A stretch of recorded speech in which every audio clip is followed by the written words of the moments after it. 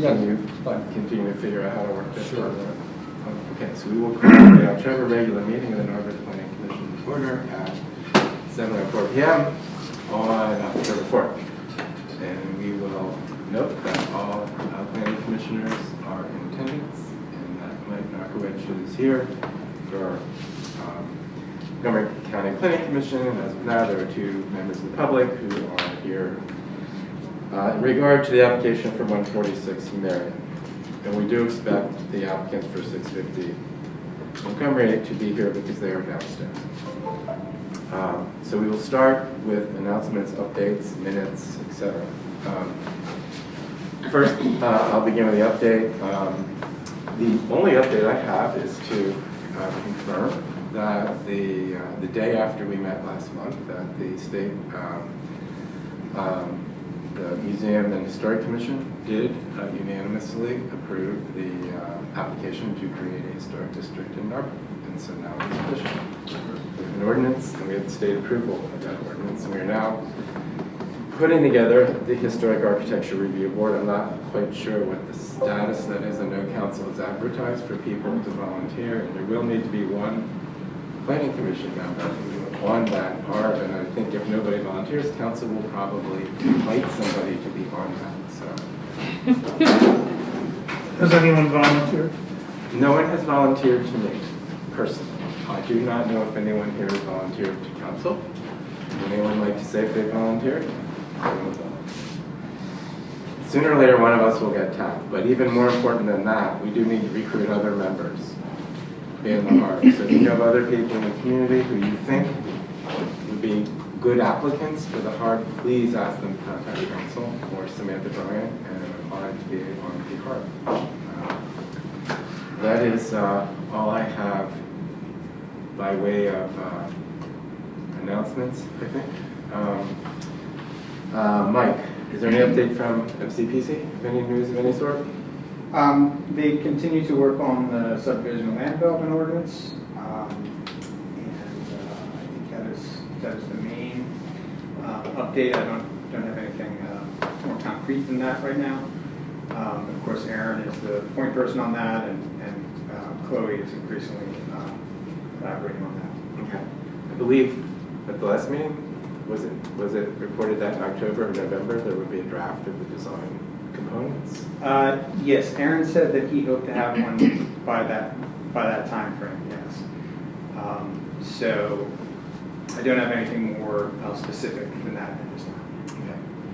Okay.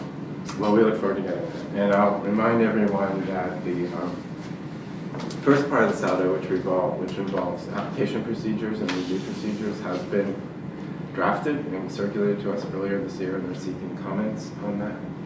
I did have a conversation with the borough manager about that. She's very interested in knowing our opinion on that. If any of you would like to contact me about that directly or consolidate our comments to the borough manager about that, let me know, because it's time to weigh in on that.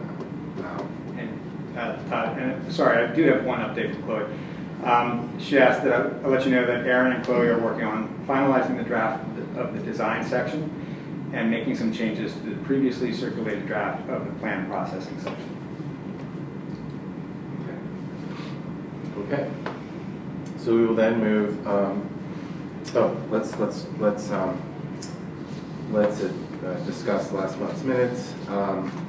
I did circulate over the weekend minutes from last month's meeting. Did everyone receive those? Yes. Does anybody have any comments or questions about those? Okay. I, who drafted them, would like to propose an amendment to the minutes. That's what happens when you stand. I think for the record, it's important to note that in my report, I updated the commission on the status of the PHMC approval of the Historic District. And in support of our colleagues in Narberth Bicycling Club, I did announce their upcoming mainline Greenway ride, and so I would like the minutes to reflect that. And I would like to reflect that last month Michael also updated us on the SALDO, and last month comments on the process section of the draft were requested, so I'd like to add that to the minutes. May I have a motion to approve the minutes as amended? So moved. Second. All right. Don't cash in all your chips at once. Okay, all in favor of approving the minutes as? Okay, any opposed? Okay, so I will make those changes and submit them to the borough for posting on the webpage. All right. So the next item, we will move on to the next item on our agenda, which is subdivision and land development, and we will start with 650 Montgomery Avenue. We'll welcome you back this month. So in September, we heard an informational presentation about a revision to the final design, final plan for 650 Montgomery Avenue. I believe it was November of 2019? That was 2020. Forget which was 2019. Geez. That we approved that. We recommended approval and council approved it. And the applicant is seeking some amendments to it in order to accommodate new ideas about what retail activities might occur there. We have, since our last meeting, we've received letters from the borough engineer. Now, the borough engineer's letter came to me at about 5:30 today. Now, in his defense, he's a new father and he's on leave, so I appreciate his doing this at all. But I will circulate a letter that he wrote. Is he a new father, Eric? He is a new father. That's exciting. So there's not enough for everyone, I don't think, unfortunately. I am online too. You told me to elaborate, Earl. I'm sorry, I'm talking about you behind your back, and here you are. Congratulations. Congratulations. I am sitting in the nursery room, but I'm here. Well, we appreciate that, Eric. And we do wish you well and your family. We've also received a letter from Yerkes, from Kevin Walsh, the zoning officer, and we've received a review from Montgomery County Planning Commission. If I could summarize them all, I think they all find that the application is largely compliant with the code. Kevin, are you in the meeting? Kevin, you were helping us. Yeah. Okay. Yeah, I'm here. Good evening, Kevin. Kevin did raise a question about the terrace, which we should discuss. And MCPC raised some questions about issues that are not related to zoning per se, that we should make sure we cover. So with that, has anything changed in the application since you showed us the design in September? Yeah, so thank you. Can you then kind of just walk us through that? Thank you. Sure. So thank you, everybody. Hello. We did present to you guys about a month ago. We then did have a subsequent site visit. I'm sorry, Adam. I realize the folks in the audience can't see. If you would like to pull a chair around so you can see, please. I'm good, thank you. Okay. All right. Sorry, Adam. Go ahead. We then did have a subsequent on-site walkthrough to bring Adam up to speed, as he was not part of the original process. Some of the other feedback we received from the rest of the group, we have incorporated into these plans, specifically 2 items.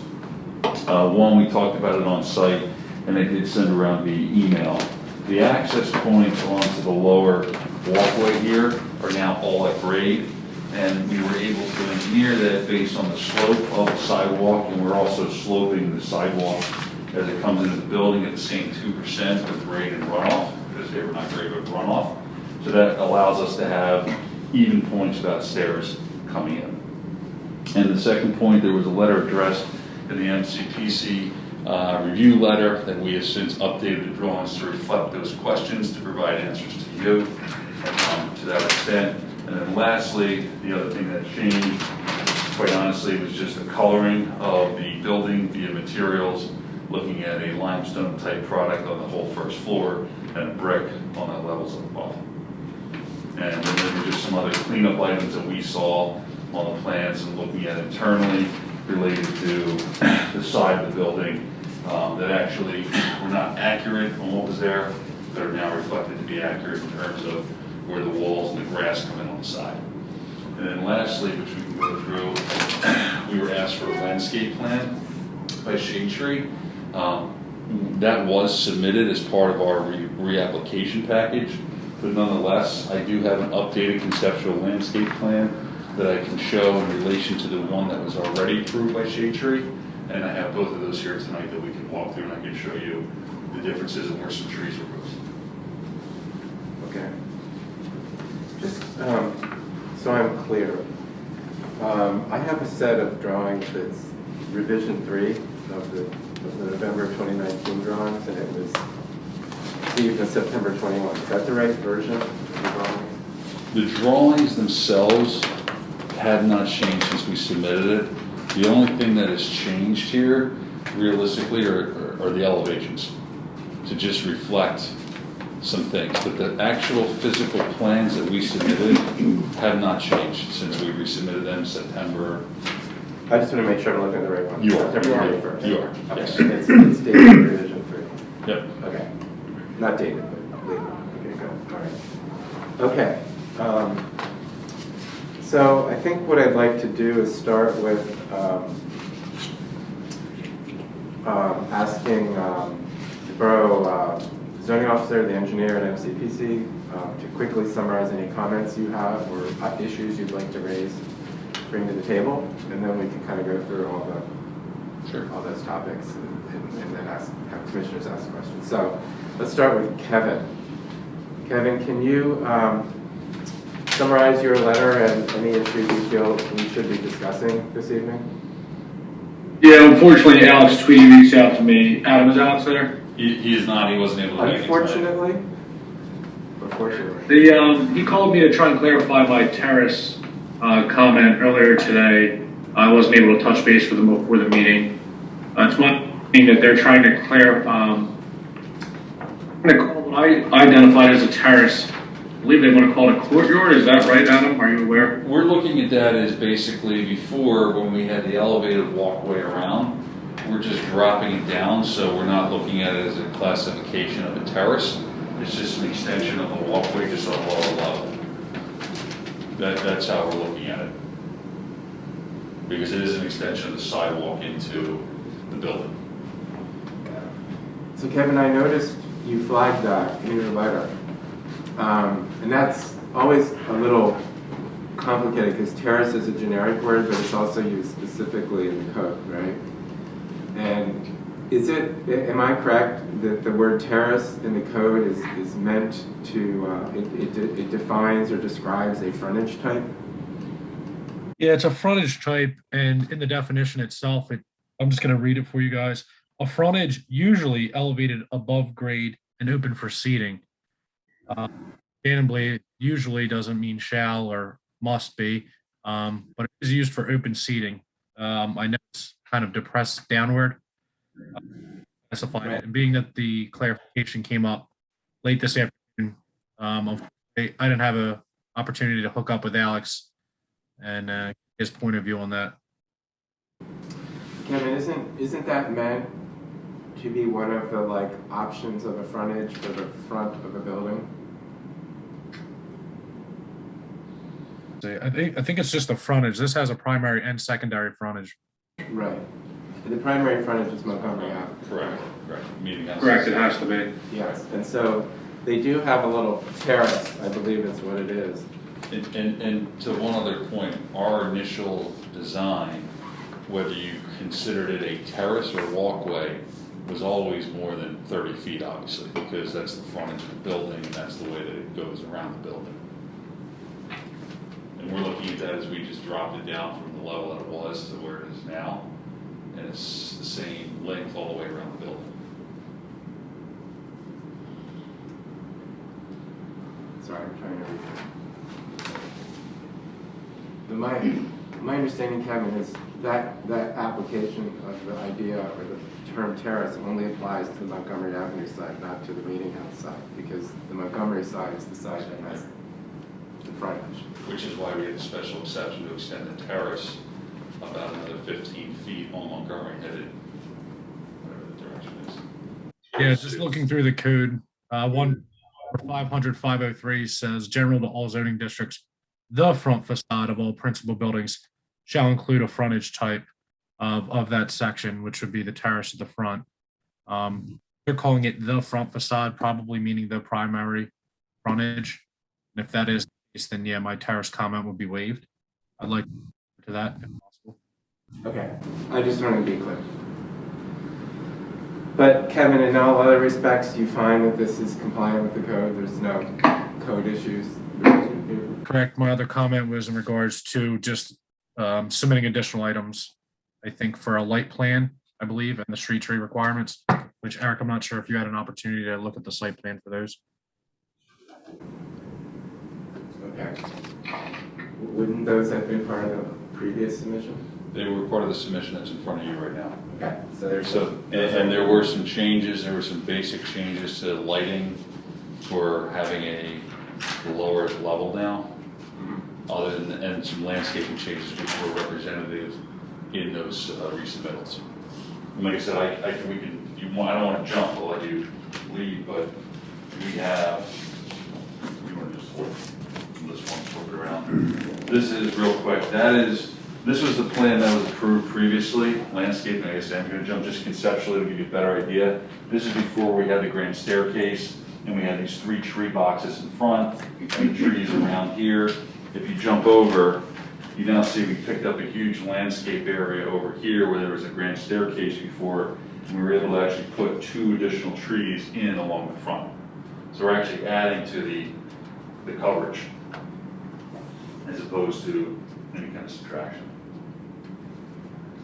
And that's, this is again conceptual, but it is in those plans. This is represented in the revised submittals.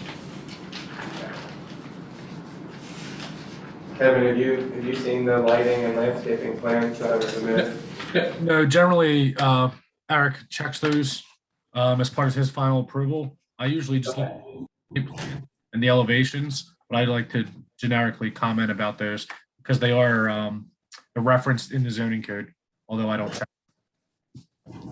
Okay, is there anything else, Kevin? No, that was it. All the changes they made from the previous final don't require any special exceptions, variances. It's all code compliant from what I see. Okay, thank you. Eric, can you summarize the findings of your letter, since most of us, we just received it a little while ago and didn't have a chance to review it? Yeah, so I'll just start quickly with the lighting and landscaping. They do have that plan. The lighting looks to be compliant, be some lighting along that frontage, just a little modification to deal with the changes there. And they do actually have more landscaping than there was in the previous plan. Essentially, it looks like where that retaining wall used to be and where the staircase was is now additional landscaping has been added in there.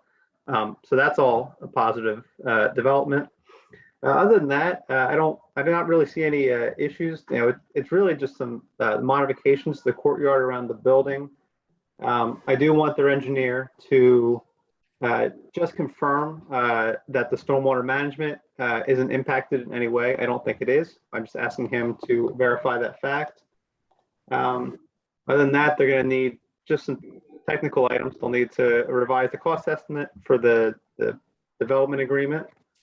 The one item of note on the plan is on the parking lot facing side of the building, there is a little modification to the building entrance. It looks like they're consolidating several potential entrance doors into one, and it does eliminate one parking space from the parking lot. They're still compliant with the parking, but I just note that is one other change on the site. But overall, that entrance on that side of the building does look better than it did before with the consolidated entrance.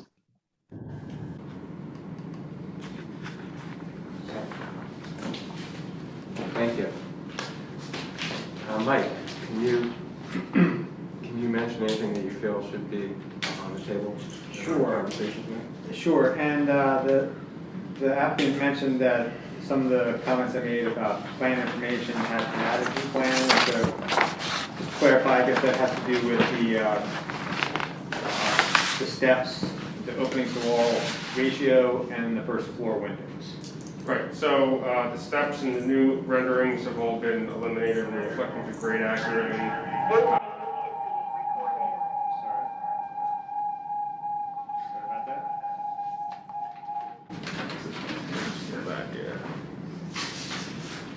So the previous version had the sidewalk sloping down, set of steps here, here, and then 0 entry here.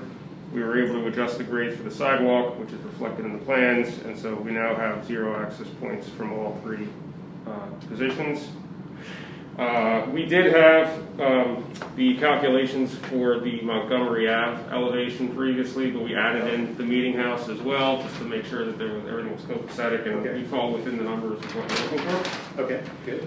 The final comment was with regards to the first floor window sills, and so all these sills going along are basically at 0, 0. They're at finished floor. They're, Okay. Floor to ceiling, and then down here same thing. So.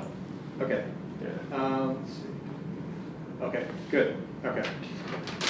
Yeah, and then just from previous letters, and you all can just get me up to date.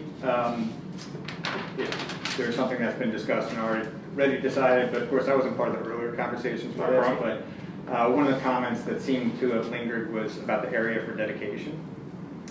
So previous letters, I know from Maggie Dobbs, had mentioned that the applicant should offer up the area between the D line and the right-of-way line of both roadways to municipality having jurisdiction. So I don't know if that was discussed. And Alex again couldn't make it. We did walk and talk through that. I don't remember the legal exactly reasoning, but it has to do between Narberth and Lower Merion, and the right-of-way extending as to who actually, where the road ends and who owns it.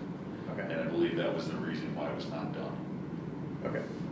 I believe, and Todd, I don't know if you recall any of that. I don't believe we were necessarily opposed to doing it, but the actual process of doing it was a little quirky due to, again, Lower Merion and Narberth Borough. Doesn't Lower Merion's? Well, Lower Merion technically owns the road. Well, let me rephrase that. It's not a state-owned road. Montgomery Avenue is not. It's a county road there. And I believe, even though there's a right-of-way that extends to the middle, there is a sub-operating agreement between Narberth Borough and Lower Merion where they do maintain the road, and that's where my legal ability to speak about it ends, unfortunately. Okay, and then on Meeting House, I guess, was also one of the roads, so that would be Narberth. That I can't speak of. Not to jump in, I had a quick email with the borough solicitor on this one, and there may be some language that you and your attorney might discuss regarding the right-of-way of Meeting House Road. So you might have Fred and John Walker talk about that one a little bit. Okay. Nothing major, but just that I think that that's something they'll be able to discuss. Okay, and then thank you, Eric. And then the electrical vehicle parking, there were 4 spaces proposed, reduced to 2, 1 for residents. And MCPC had suggested maintaining the same number of electric vehicle spaces as before, or include the option of expanded in the future.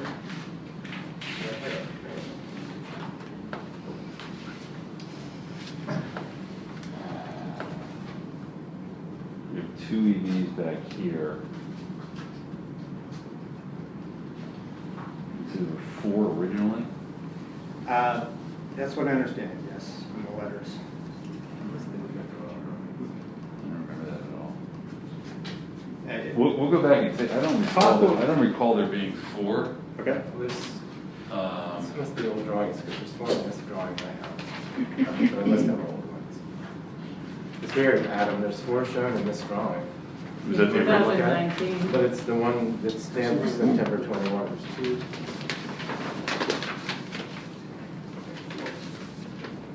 Well,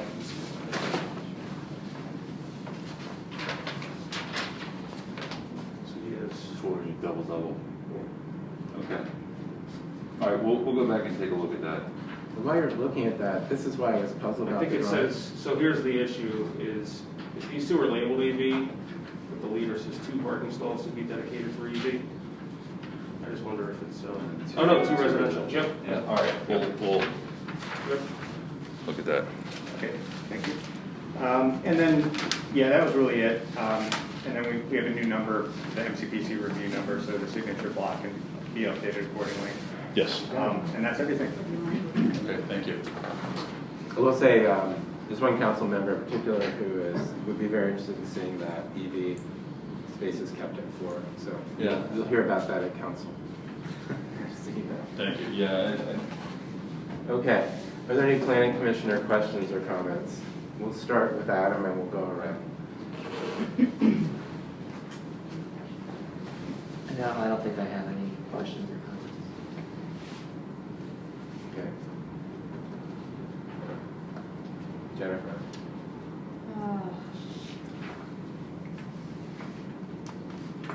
And I appreciate the renderings. I think it helps sort of visualize its presence on Montgomery, which is, I think, a difficult negotiation between trying to appeal to pedestrian traffic on a, main thoroughfare like Montgomery. It's a, delicate balance. So, overall, I think it's a good plan. The landscaping obviously really helps.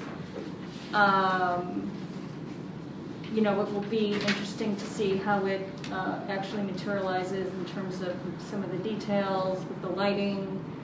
I think there are some opportunities there also to sort of humanize the scale away from the car culture that's around and invite more of the neighborhoods behind to come forward and participate. I guess that's just a comment. Thank you. Yeah, just a quick clarification. In your opening remarks, you had talked about the exterior material as being limestone-like.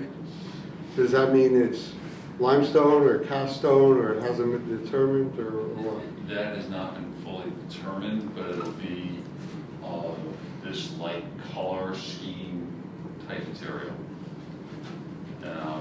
So it'll be full white, full veneer, whether it's cast stone or limestone, or it'll be a masonry product. It won't be a lick and stick. It'll be a full. Yeah, it will not be. If that's what you're concerned about, let me just Absolutely. Always anguish on that. Always concerned about driving. 100%. No. Okay, good, thank you. And then even the previous design in the lower levels was never there. It's actually white there before. Could you guys explain again about the at-grade entry into Sure. I didn't understand that, because the sidewalk has a distinctive slope. It Pardon does. me. I've been doing that all Yeah, let day. me walk you through it. So basically, starting up here, the elevation currently slopes and comes down here to a grade differential of about 6 feet, 7 feet, 6 feet. 207 to 290, 297, actually a little more, yeah. So at this elevation here, That's 303, 210. we were able to grade the sidewalk at a 2% slope, which meets all ADA requirements, and also grade the patio the same way so that we can slope away from the building and get the grading, get the drainage away. And because of that, we have a 303 elevation along this, that every transition from the sidewalk onto the terrace, which is here, they all... So the patio slopes also. Well, so these parts here, from the sidewalk onto this, Yeah. slope at a 2% slope, Right. which is And the other way, and then this will slope this way. Now, we're not showing area drains yet, but we'll obviously have drainage and Yeah. And one of the things we're going to look to do is I'm pushing our team is to design something where the water's recaptured and recharged and used to actually to water the whole front land. Because they're going to need it, and we might as well capture that water and recharge it. okay, Yeah. thank you. Yeah. Can you tell me a bit about the bicycle parking accommodations you have? How many bicycles can it accommodate? Are there any set aside for residents? And tell me a little bit how that works, what it comes out to per unit, Sure. for instance. Can I ask you a question? Is that your bicycle down outside there? It's pretty cool, by the way. Yeah. I was thinking of that when I walked up. We're going to need like an extra large bike park that one. So let me answer it backwards. We have a own separate entrance and dedication for resident bike parking on the inside. So there's a lobby entrance, and then on the side of it, there'll be a door where the residents can go and park, lock and park whatever their own bikes. So that keeps it separate. How many bikes is that on the inside? Would you say? So, I mean, we haven't developed everything yet. I think the concept is probably to use what's called a Vero bike system, so it's a wall mounted. You can do multiple racks. In the space that we have, we should be able to get at least 1-to-1, potentially more. Great, that's wonderful. That's the idea. And there's obviously opportunities for outdoor bike racks, all along here. Right. I think. 1, 2, 3, 4, 5, 6, 7. We're showing 8 type racks along the front here. We have another 4 on the other side, I'll call it, because everybody calls the front back and forth. So right now we're showing 12 plus another 4 over here. So actually it's 8 to 16 racks in the property. That's great. And then another question, can you remind me the previous plan on the Montgomery, on the terrace side, what level were the trees planted at on the previous plan? Were they 307. So there's not much change between that? No. No, so you're talking about the previous version where we had the raised terrace. Yeah. So we had some partially raised planters that from the sidewalk level were maybe a foot up. Okay. And now the landscaping is all basically down It's at all level. it's Okay. all level. And that was one of the whole points of bringing that whole Yeah, scale that makes down. sense. Yeah. Does that afford the opportunity for taller trees then in that case, since you're, since they're a little lower? Perhaps. There's less dirt now. That's true. Okay. No, actually, that was one of the things that Shade Tree Commission did bring up in their letter that I did get to review today, was they were concerned about the root system, which was an initial challenge, especially on the Montgomery side, as well as on this side too. So we're not planning to, it said not to reduce any trees, which we're certainly not planning to do. So we'll see when we get in there what we can actually do if we can increase bigger. But we know, like we said, the one we showed over here, this will allow us to add a nice large tree on the floor. Yeah, that's great. Yeah. Thank you. Yeah. Any more questions? Heidi, do you have any comments or questions? I would just like to say I appreciate the increased landscape. That's great. And efforts towards water retention and reuse is terrific. Anything else you can do to use sustainable building practices would be greatly appreciated. We don't specifically outline it in our code, but we have talked about it a lot here. Yep, we designed to all IDC 2020 standards, so there's a lot of energy code requirements now. So Yeah. fresh air delivery, Thank goodness, yeah. continuous insulation, so that's a sort of a standard in our office.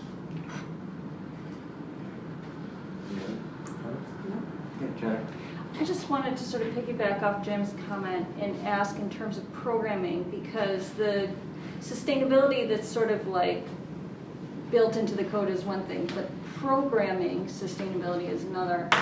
Have you given any consideration to like shower facilities or like public locker rooms or something for the people who commute by bike? No. It's hard probably to really go that far with it without knowing who will be in the building. I'll be honest, that's not something that's part of the program. Okay. There's going to be private residences involved. Yeah. And I don't think they're going to be looking for people to come in to use a shared lobby to shower or anything. That's not part of the program. Yeah. Okay. We typically do that on office buildings, things like that. Yeah. That are LEED certified, LEED platinum, things like that. But Yeah. I just had two things that I was reminded about by the previous comments, and that was that in the site plan I did see the bicycle racks, but I don't recall if there was a detail for them. But just the very common error to place the racks too close to walls so that you can't. So it would be great to detail it just to make sure that they're, You'd be able to utilize it totally. Yeah, good specification. And you mentioned the utility room and the hanging rack system, and I guess if you have the cargo bikes, I assume those probably can't be on vertically as easily. So it would Tried it. yeah, so just, I mean, maybe bicycle comments are good to think through some of the mechanics of. And then it was just we discussed when we walked around the property that the end wall on the driveway doesn't have any architectural real detailing with the loading docks. And I mean, it's not a site planning issue, but if in the final design there could be any way to address that corner of the building. Yeah, so we talked about that, and I think that there's certainly on the floors above the residential floors, there's ways to implement some more fenestration that will break up the elevation. On the first floor, it's adjacent to loading, so we're going to want to keep it as hefty as possible, but there may be opportunities to do some brick patterning, some ins and outs, just to establish a little more shadow lines and things like that. I mentioned that there tonight, after these were, the other ones were revised for the technical, I did mention that, so yes, we will certainly do that as well. And then the discussion of the street trees on Meeting House in particular. I'm not sure of all the details that have gone into date in terms of the landscape plan. You know, I saw the letter and the concern over the room for the roots, but I mean, again, I'm a little bit outside my expertise, but maybe there could be a trench made for the tree root system and put in a tree that will grow to a reasonable canopy size over time. So I think the trench is one way to make more room for the roots to grow linearly instead of if they're being hemmed in by the pavement. So, but otherwise, those were my comments. Thank you. Okay. I do have only one question, which is, do you think there might be a chance, or do you anticipate needing to come back with any future design changes, or do you? Pending the results of the working session this coming Wednesday night, I think that the only other potential change is what's the terminology used for the side of the building? Just now, Fenestration. Fenestration, yes. Fenestrations of the building, but I don't think that we would be resubmitting a whole set just to show that. It's something we would figure out as we get closer, and Adam, have to have your input and involved when we get to that point, to come in. Yeah. So, the answer to your question is, other than that, no, I don't believe so. Adam, were you referring to the Street Tree Commission letter in your comments? Yeah, it's a Shade Tree Commission letter. Yeah, I think there was something in there about the patio potentially impacting the trees. Did I read that correctly? That was pretty fast. Yeah. Yeah, so root barrier or something like that. You saw that letter from the Street Tree Commission? I did. Was there anything in there that you objected to or felt was unreasonable? I off the cuff, I don't believe there's anything there that was objectionable. No. Okay. Any comments from the public about this application? Anyone here tonight? Okay, if there's no further comments or conversation, I'd like if someone can make a motion in regard to our recommendation to council about this application.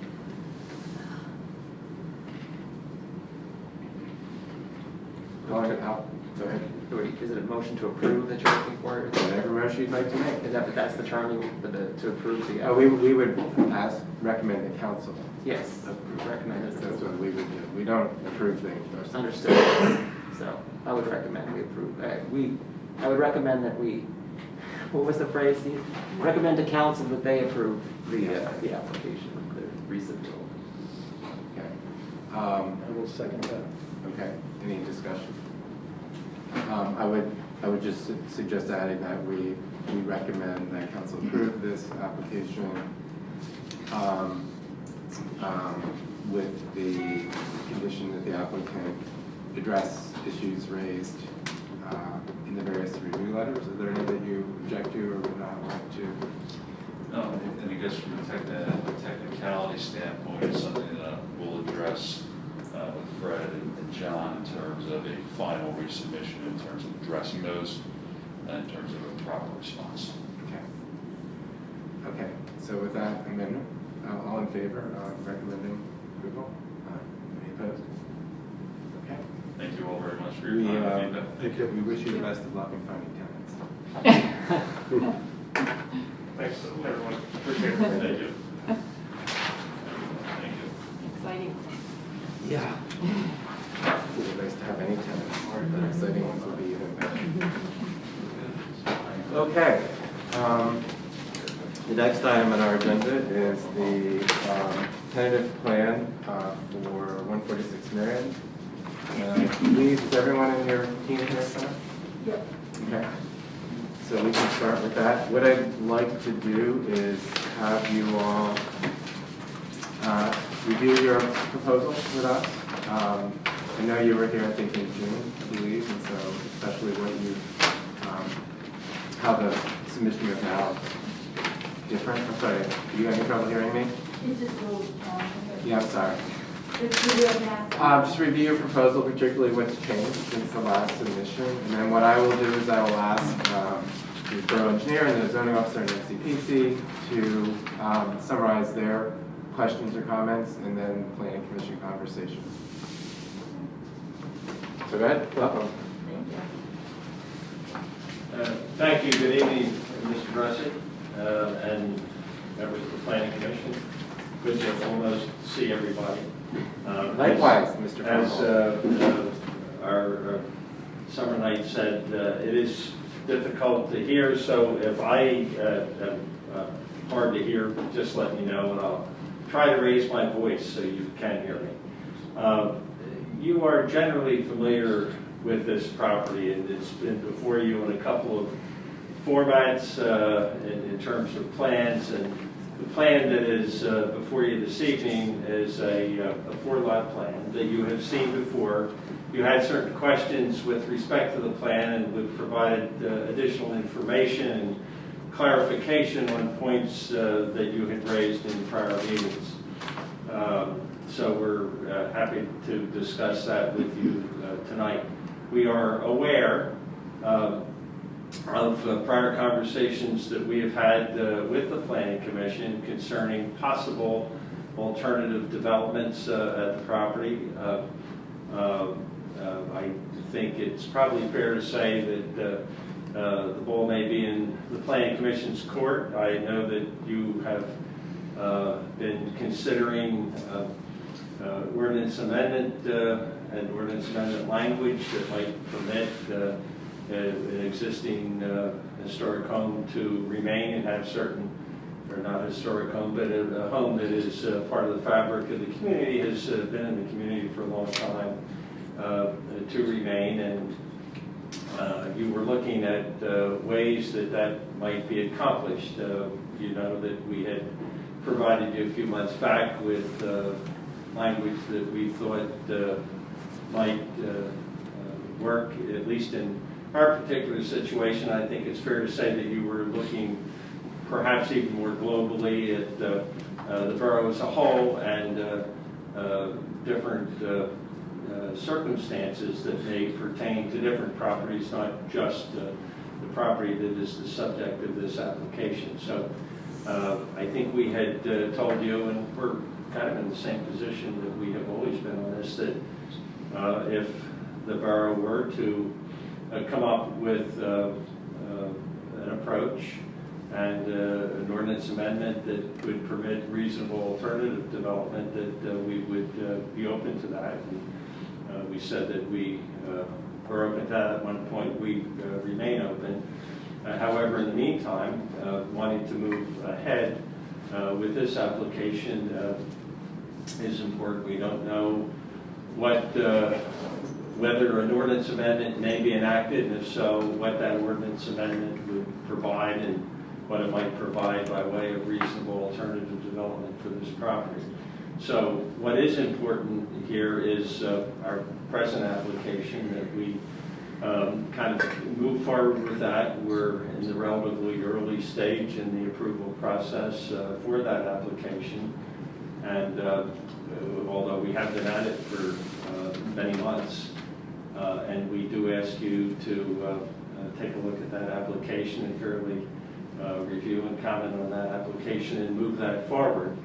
If there is some alternative that would permit preservation of the existing home that catch up that was somewhat comparably attractive in terms of the development that we could be open to that. So we're prepared tonight to discuss with you the pending application.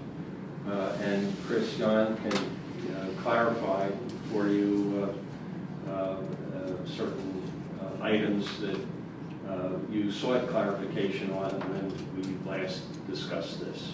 Chris? Thank you. Good evening. My name is Chris Yon. I'm the civil engineer for the project. So these are the revised plans we submitted in September to address some of the concerns from the July Planning Commission meeting. So just to hit those highlights quickly, on the old plans, there was a notch in the building facade where the two buildings met, the twins there. And for those who haven't seen it before, this is a twin building that faces Marion Avenue and a twin building that faces Rockland Avenue. Essentially, this property spans and touches both streets. And so originally we had a little notch in between the twins to make them look a little more like singles. It was brought to our attention that the definition of a twin says that they meet at the front setback line, and so one of the things we revised was just to have that front building corner touch each other. And so we took that notch that was in the middle and we mirrored it to the outside, and so we did that with all 4 units. One of the other comments we heard was that we had rather large porches, but we were close to the impervious coverage limits, and so there wasn't room for other outdoor space, and so we made some adjustments to each lot so that we could show a reasonable sized patio in the rear, and there is still a hair left impervious. Some lots have a little more than others to use for other walkways or whatever else might be added. We did add some additional street trees. I know there were comments about the number of street trees we had shown kind of visually before. The code says they want 2 for each, or 1 for every 30 feet. And so, there was a little question as to how many there would be here, given the 100-foot lot width. We've made on the new plans where there's 2 on each lot, so we go above and beyond. We are taking credit for this existing tree on lot 1.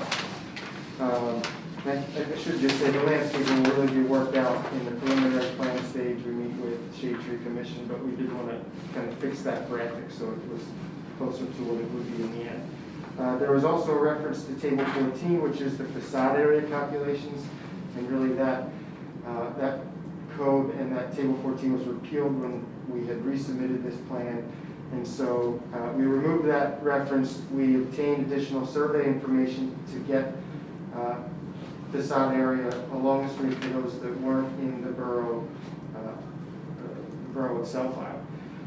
And so we've submitted that with our calculation to the zoning officer for review. We also corrected a note. It said there were 2 parking spaces provided for these 2 Rockland homes when really there was 1, so we just changed that note to be 1. And so I don't believe there's really been major changes to the site plan other than to address those minor comments. I think really the big piece of what we did is when we were here in the past, we just had a site plan that looked like a box on a plan, a brown box. And so now we have project architect Jack Burns here. If he could talk a little about the plans, the elevations that we submitted. Yes, good evening, everyone. So Chris did a very good job of laying out the overall XYZ of what needed to happen on the site. Once we did realize, once we recalculated the new facade area, we got to a position where we were looking at what could occur on the first lot layer. We managed to, we created some buildings that were complying with that. We have small diagrams down here showing how they comply with the lot layer and the required facade of the front lot layer. And then once we got to that point, we kind of looked at how we could break the scale down of the house a little bit. It feels, there's a lot of roof on here. It reads as a black and white plan.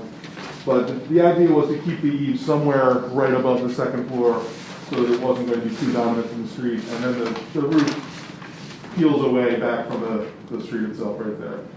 So I think we're able to do some facades that have some appeal to them. They're not, they're in keeping with the overall flavor of the homes in Narberth, and I think that we were able to do some good stuff. And there's 2 variations of it, kind of we're looking through some different ideas at this point. here's the Marion Avenue elevations with an option for doing gable space in the street, and then at the Rockland side, we can have, kind of a smaller broken down scale to the rear with a series of doors across the front. And this allows us to get, good square footage inside the homes. It allows the exterior scale to be somewhat reasonable, and allows us to give a mixture of materials that I think will give overall appeal to the facades. So there you go. That should do it.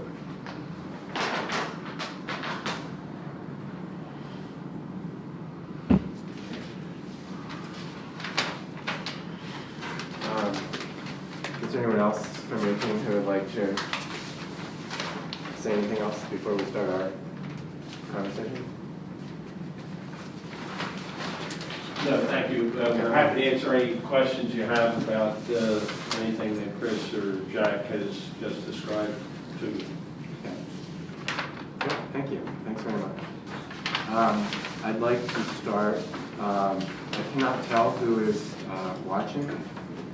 So hopefully, Kevin Walsh, you are still tuned in to this meeting.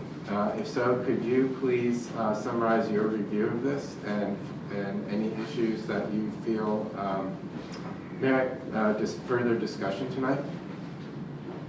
Sure, I just want to make sure that the letter you received was dated September 28th with one single comment. Who, us? Or the applicant? Yes. Or all of us? You, Todd, Planning Commission. Whoops. I'm pretty sure. Let me see. Well, while I'm verifying that, is there anything in that letter that you feel you would like to call to our attention? No, my September 28th letter from the response has no items of interest. Everything was code compliant. Again, going back to the street tree requirements, there's something that generally I don't check, and the light plan that I don't check, but I always make note for the final plan. From a zoning perspective, there were no items of interest. Okay. I'd like to make sure, because this is a really complicated site, were you able to verify the building height calculations? Yeah, and that's actually why I asked about the letter. My original comment letter, I think from September 27th, brought up some questions on the building height and those calculations. And Chris was able to revise plans that I believe are the only ones that were presented to you. Chris, you might be able to see better. But there were revisions made and everything ended up checking out and being code compliant. Okay, I do have your letter of the 28th, Kevin. Is that's what you were referring to, correct? Yeah, there should be there should be one single comment on there, correct?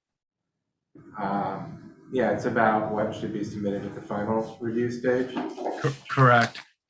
I had informally submitted a letter 27th to Christian, who made some corrections to the average building grade calculations on a couple of lots, specifically lot 2 and 4.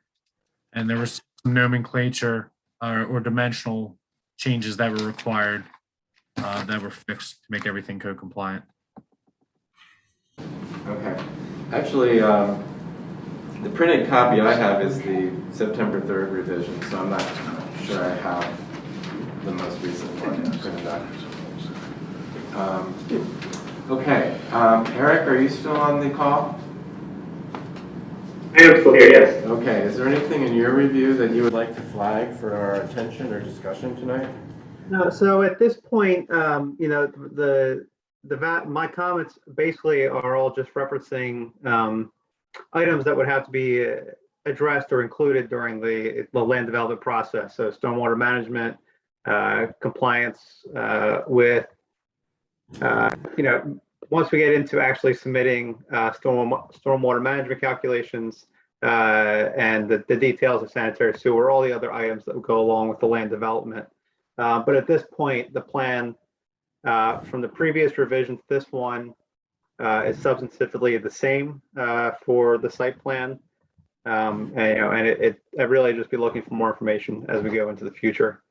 Nothing new at this point. Okay. And Mike, are there any comments from your review that are that you'd like to put on the table for discussion? Well, related to my June review letter, it looks like everything has been addressed. Just hearing the comments from the applicant in the introduction. So no, I don't have any additional comments about the content of that letter. Okay. All right then, so I will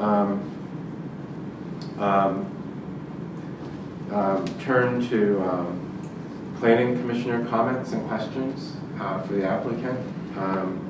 I would like to start simply by thanking the applicant and particularly thanking Mr. Fromhold for the comments you made at the beginning of your presentation this evening. We're very appreciative that you do remain open in other conversations to exploring other approaches to this site. We understand we're here to review this application this evening, but I'm very grateful for your comments and your opening comments. Thank you.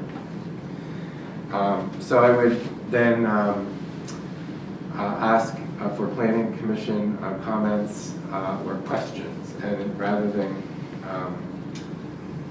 just going around, I'll just ask if anyone would like to start by jumping in. And Todd, do you mind if I just clarify something on my conclusion? Sure. The last letter. So, as you know, in our review letters, we, as a matter of course, generally support applicants' proposals, unless we find a clear legal reason to recommend denial. So, I did just want to comment on that because in the letter in June we did say we wish to generally support it, but I did just want to go on record as saying that clearly there's a history of preservation ethics, especially with the new harbor ordinance that was just adopted, but also in NARBA 2040 and its efforts at creating infill opportunities for homeowners who are interested in constructing new homes on their lots, as well as the fact that the borough's work and the Planning Commission, you all have worked with those homeowners to try to preserve those structures. So I did just want to recognize that. And so even though we generally support the proposal, that does focus on the legal issue rather than our general agreement or disagreement with the historic preservation or lack thereof. So anyhow, sorry. I'll turn it back to you. Okay, thank you. Any planning commissioners would like to raise any questions or make any comments? Jim, why don't you get Jim Spear? Thank you. I saw you panic. I'll be next. Jim Spear. My concern with this plan, like the last plan, is has to do with facade build out, maximum facade build out, and it looks like I have pretty much exactly the same concern, which is that the so-called facade build-out measurement is all concentrated into a porch-like structure, and the massing of the rest of the building, although it's 6 or 10 feet back, I can't quite tell, is not being calculated as part of the front facade, which is technically correct, but I think is not in keeping with what we're hoping to achieve there in terms of front facade massing and apparent massing. Although this may be a technically code compliant plan, I think because this is a saldo project, I think we need to turn an eye toward making sure that this house is conceptually compliant with the rest of the street as well, and that it fits in terms of the overall apparent massing, not just the technical massing on that front porch-like structure. So I would really like to see something that looks a lot smaller from the street, that does not hulk over the street with this sort of secondary facade behind the first code compliant facade. I'm not a big fan of this submission.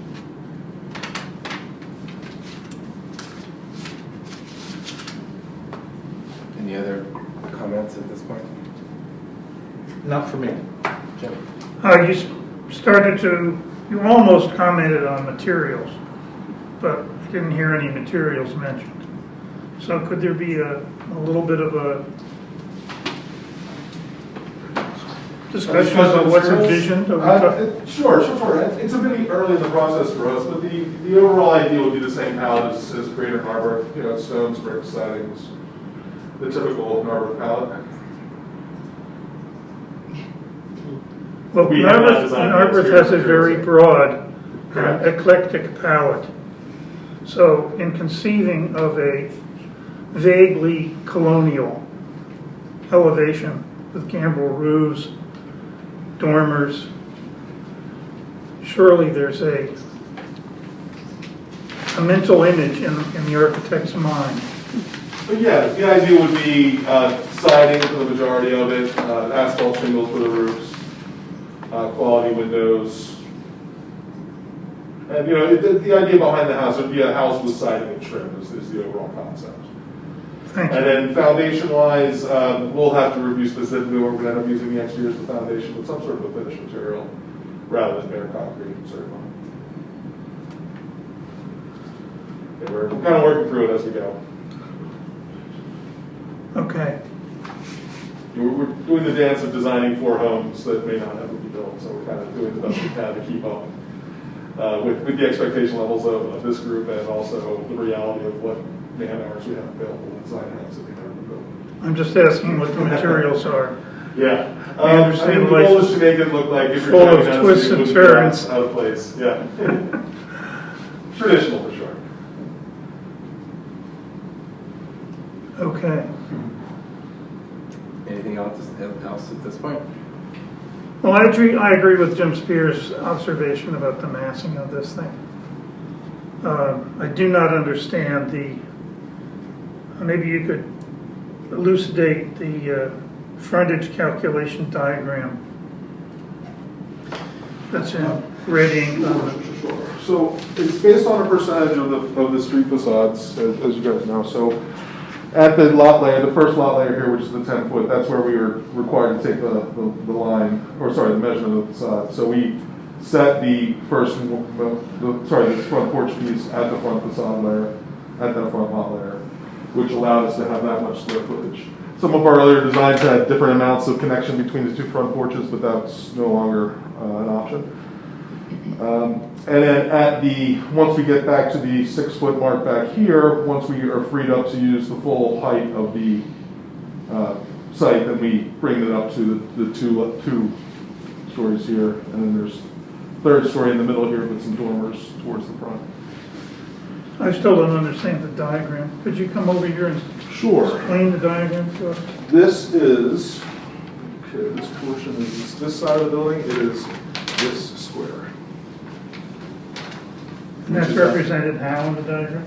That is this square footage right here. So it's these 3 windows and that. Oh, okay. Those are mass and void. Okay. And then this whole facade back here is set back at this second lot layer. 6 feet, so it doesn't count. Right? It's not calculated in the front facade. And this is the amount of front facade these homes are allowed to have according to the code, which okay. I don't know that there's a home that would be able to have that much facade at the front lot layer.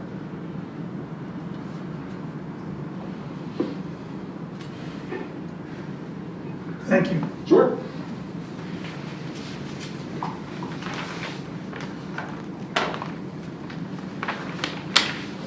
I would observe that this trick is being used to excess in Narberth, and we should stop it soon. I'm sure everyone agrees. It's a trick. I personally take offense to a trick like that. We've seen it several times over the summer. Let's get it on our agenda to plug that hole. Thank you. Are you referring to the way the facade is calculated? Yes. With the bulk, Right. most of the facade setback just 6 feet, so it's Right. not counted? Right. It allows you to build something way too big. This thing is way too big for the street, and no 6 feet is not going to mitigate the impact that this facade would have on this street. Wholly out of character with the street. Although compliant. I will grant you that it is compliant the way we have written the code. Okay, any other comments? Any other commissioners like to make a comment? I would like to follow up on what all of you have said. I agree it's way out of scale for the neighborhood. No question about that. But in following what Todd was saying and commending Mr. Fromholt for saying that you are welcoming an opportunity to develop a plan that would be more in keeping with Narberth, keep the existing house. Anyone who's attended our meetings in the last couple of months knows we've had multiple discussions on infilling lots, separating out lots and allowing smaller homes to be built. I have always said that our current zoning code, it does not allow for smaller lots, which is an anomaly in the borough, since many of our lots are in the 3 to 3,500 square foot range, and that really this lot, like many large lots in the borough, deserves to be looked at in a different way to allow smaller homes to be built. And that's pretty much where I stand on it. I know that we have had a discussion. I think you were away, Summer, for the meeting that we had with Fred and Chris, where we actually introduced some thoughts about how to subdivide the property so that you could get a couple smaller homes. Not only is that good for the way it looks on the street, but it's also good for the diversity of the neighborhood and encourages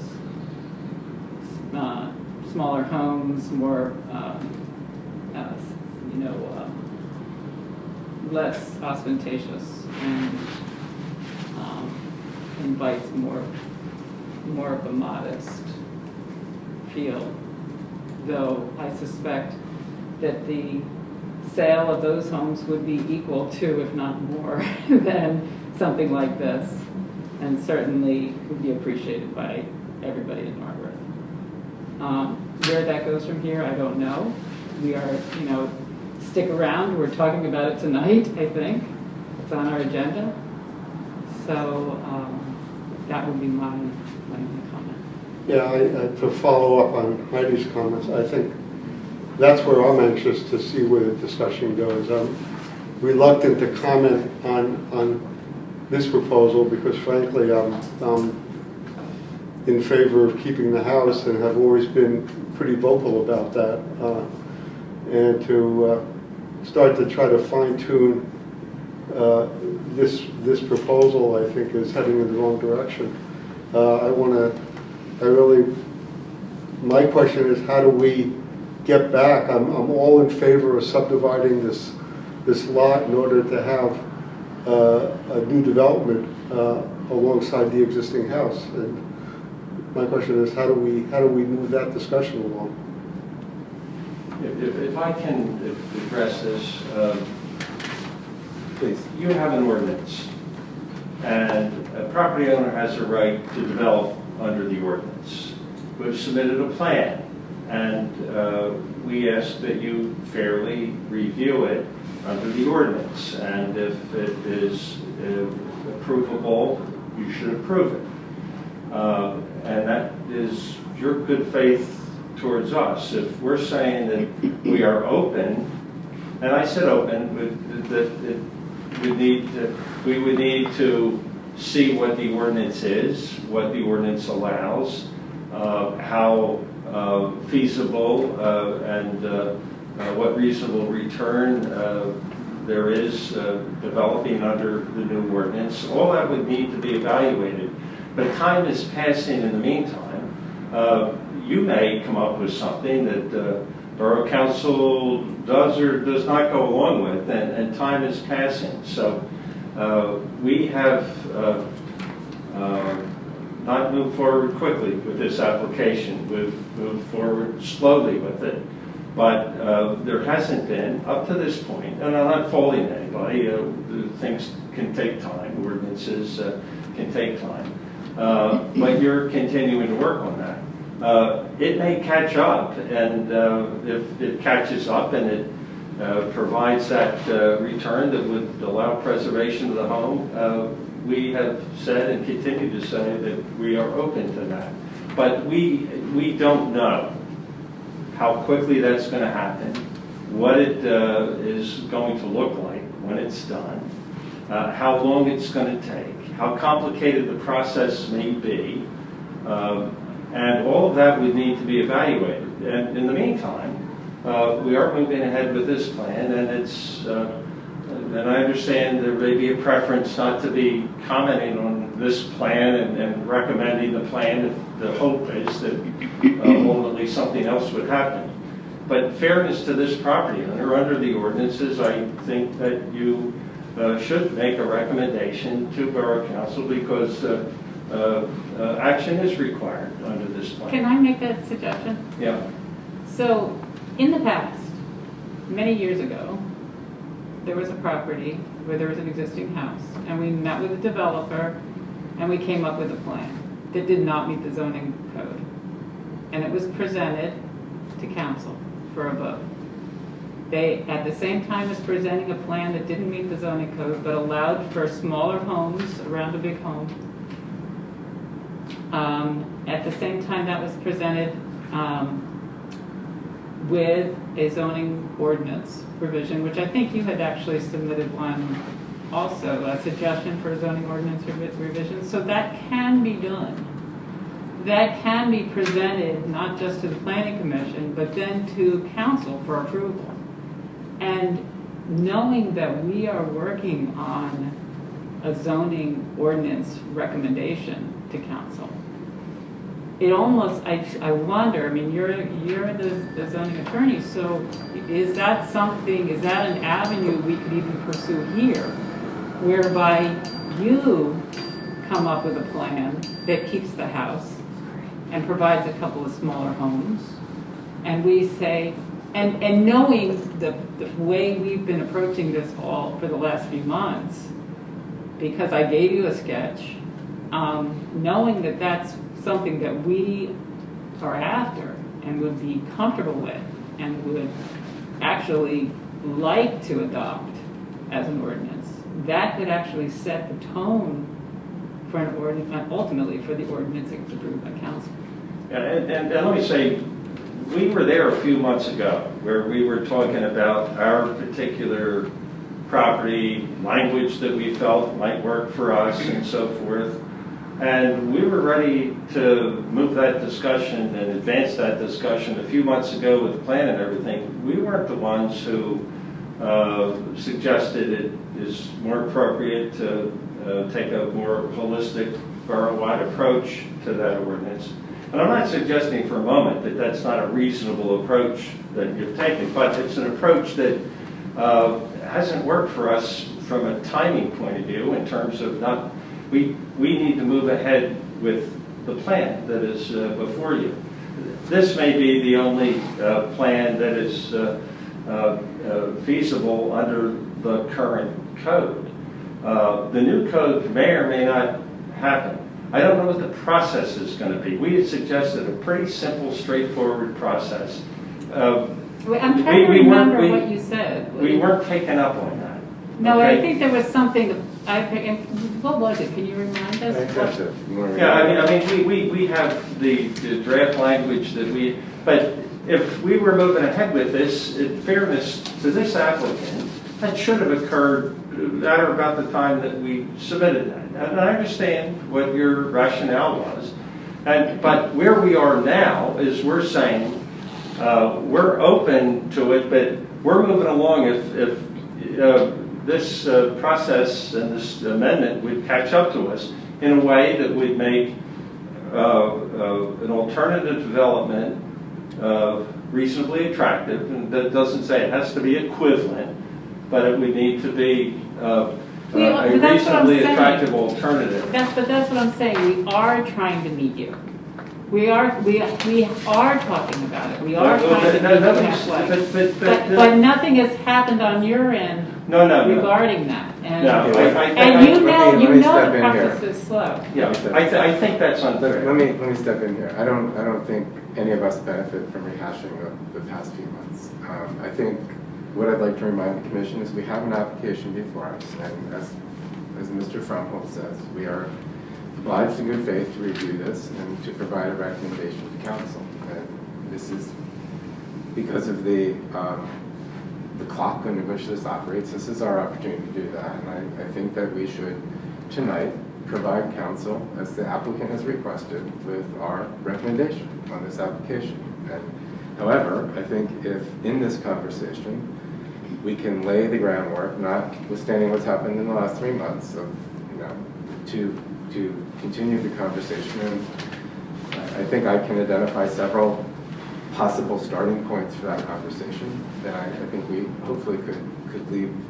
It would be wonderful, it would be more than I expected if we could leave the room tonight with an understanding of how we could continue that conversation. But I do think it is important for us, unless the applicant chooses not to ask for it, but they have asked for it, for us to make a recommendation to council on this application in the time frame that we're required to do it on the merits of the application. So, and again, I don't really feel like explaining why this did or didn't happen in the last 3 months benefits anybody. Let's just talk about how we would like to, what advice we would like to give to council tonight based on this application, and potentially a fruitful way of picking up the conversation that we did begin last summer. Is that okay?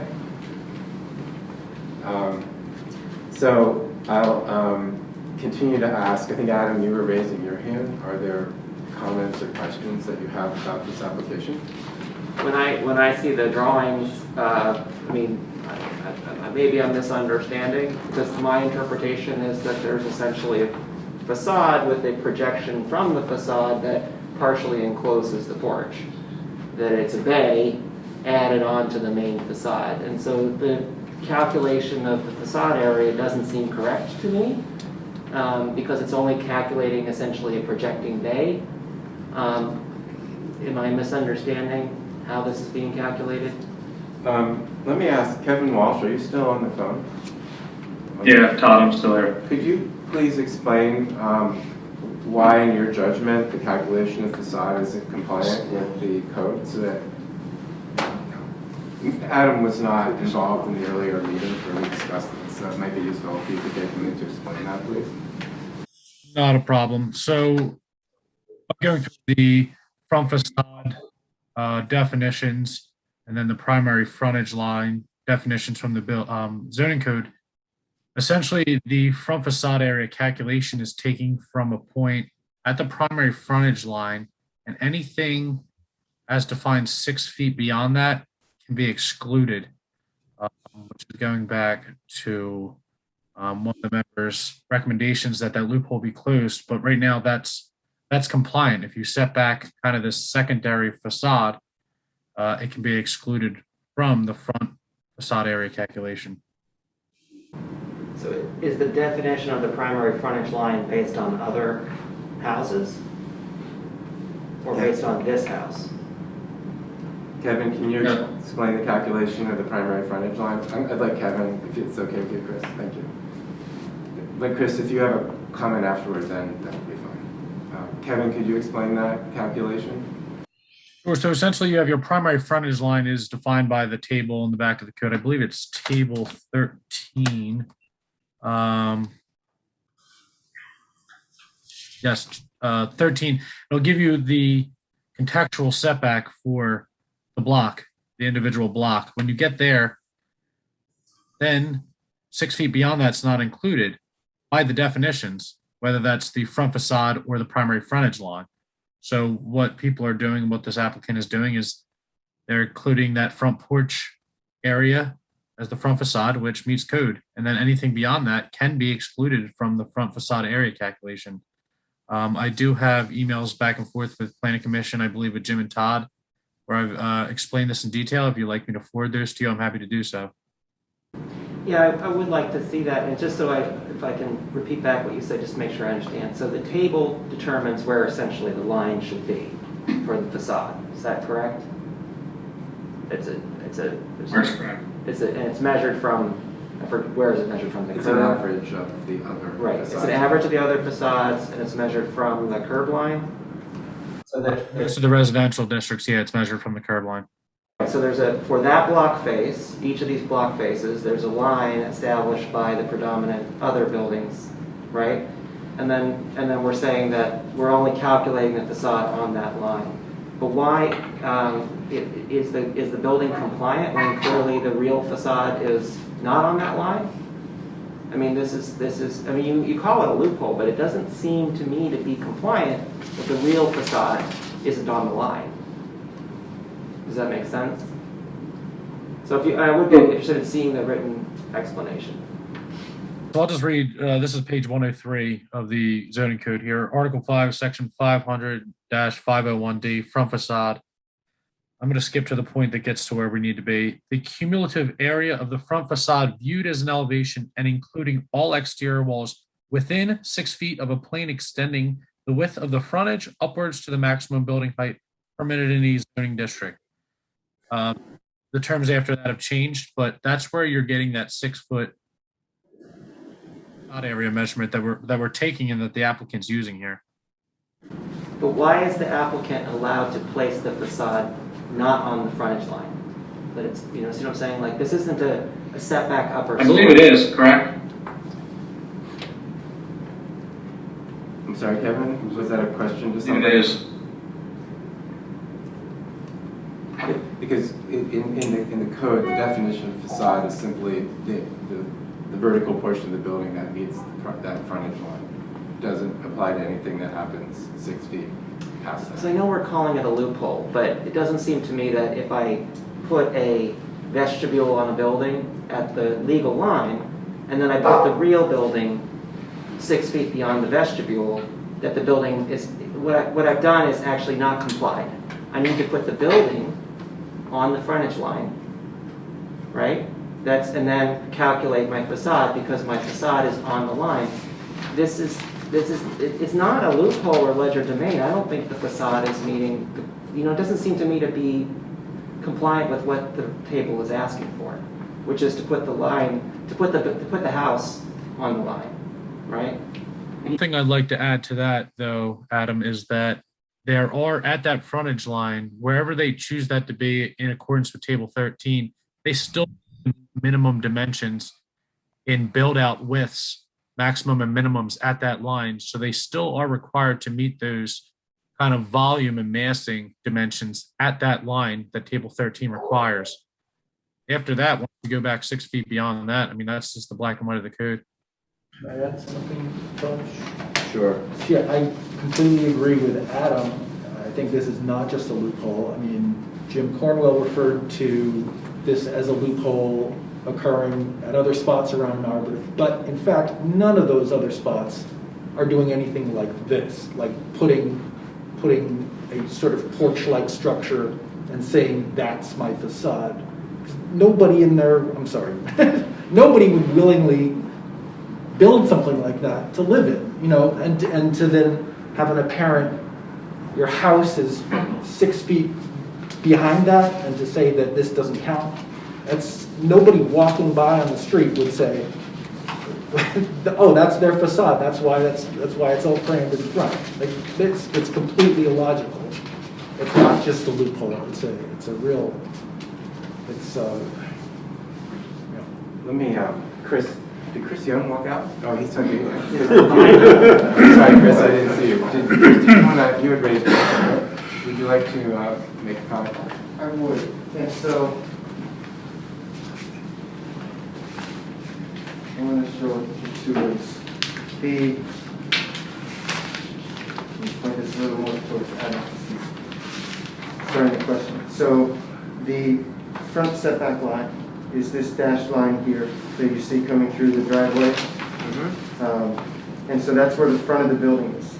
The porch is in front of that.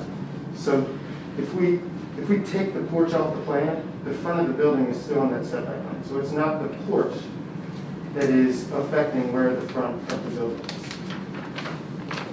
This line, this dashed line, and there's a dimension that says 6 feet, shows where you can count that facade area. So the facade area is along this line, which is the dash line extended to the driveway, not the one behind it. I'll say this.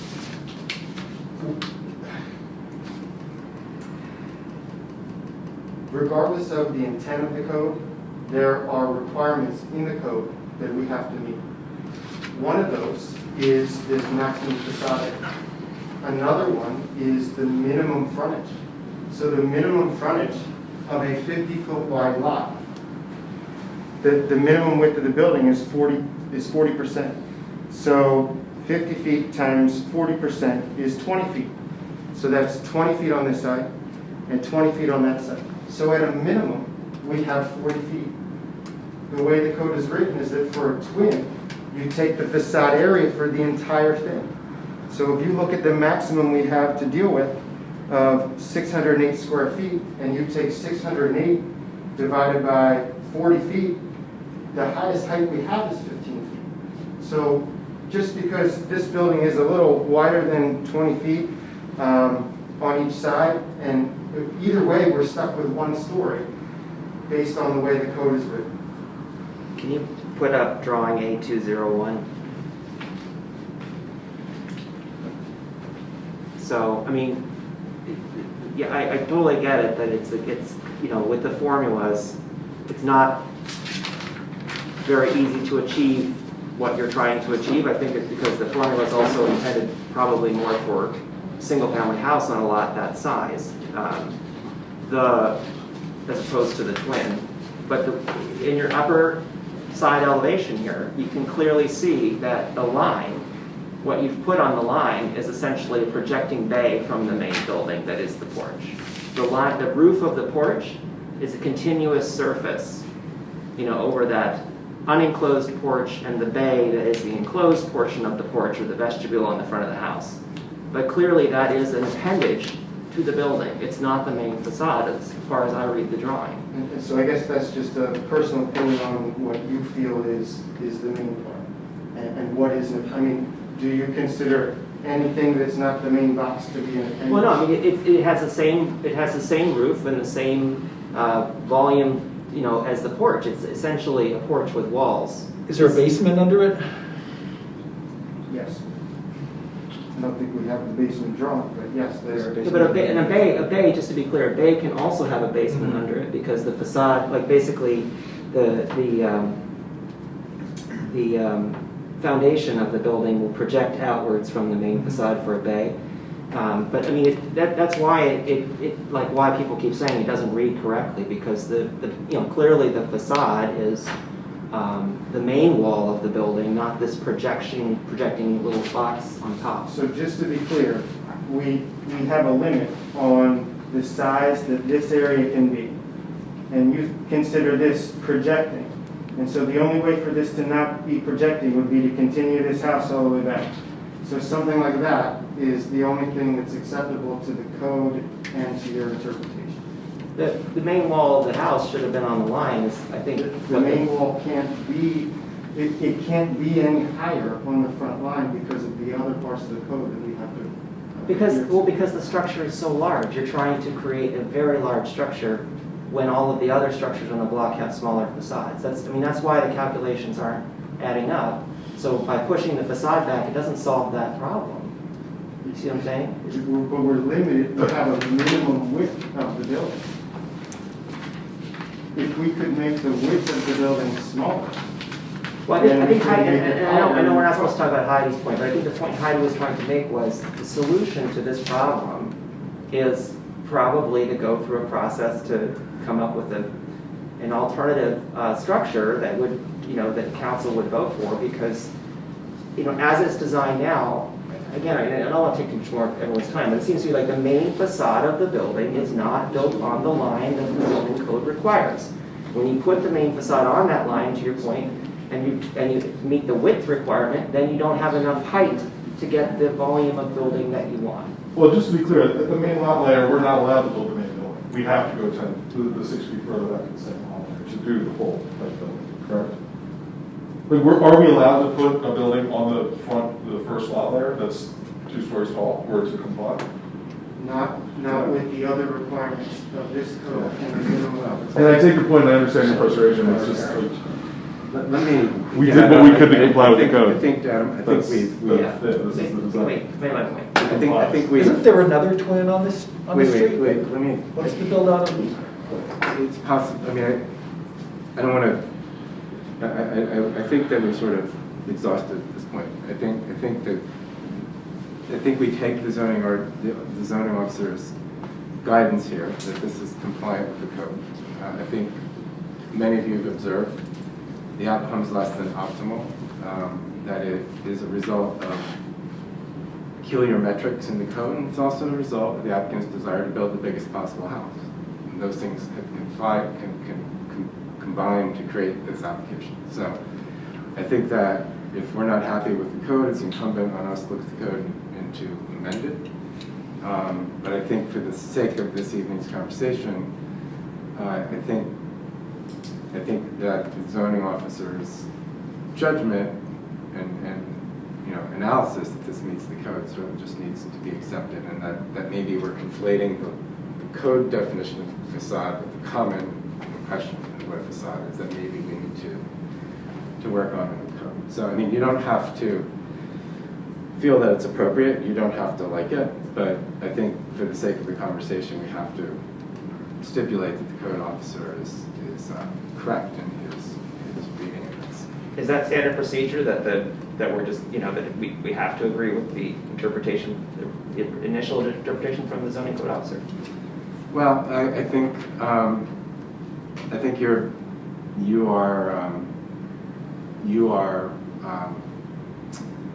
free to disagree with the zoning officer's interpretation, and we're not going to solve that by debate tonight. You can vote against the project if you think the interpretation is incorrect. You can vote not to recommend the approval. But I think for the sake of this conversation right now, that's how you would express your disagreement with the zoning officer's interpretation, if you feel it's incorrect. But I don't think we'll get much further by debating it. I think you have made the point that there's a difference here between what the actual technical facade is and what many people would understand to be a facade, which seems to be incompatible. And the point the applicant made is that what they're trying to achieve, the metrics of the zoning code don't give them a lot of choices or flexibility to do what we think we'd like to see. So, are there any other comments or questions about this application? I'm sorry, I'm just exhausted.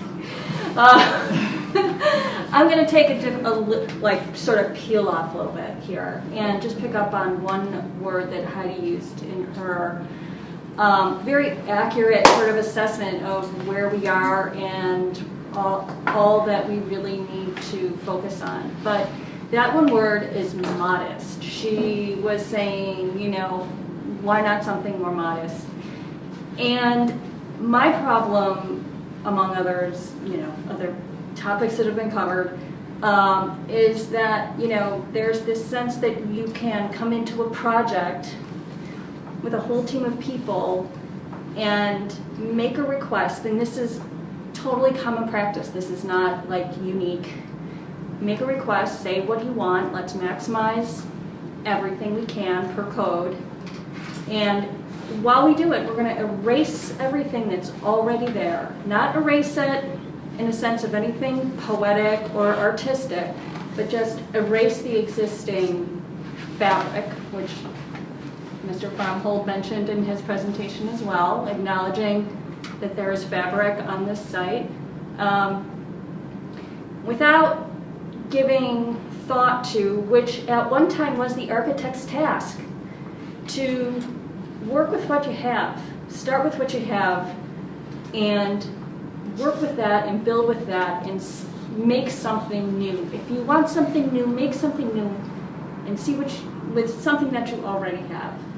And that house that is on that site, there are materials, there are foundations, maybe there is something there that can be worked with. I just don't see why there is such a strong opposition to trying to work with that existing, totally viable structure. That is my comment. And there's work to do there too. I mean, in terms of trying to understand how does that fit into, you know, a vision of a greener, more modest, more, you know, the values of material. Not just that they're there and you can have them if you can buy them, but that they're available to you and they're accessible and even potentially meaningful to the project.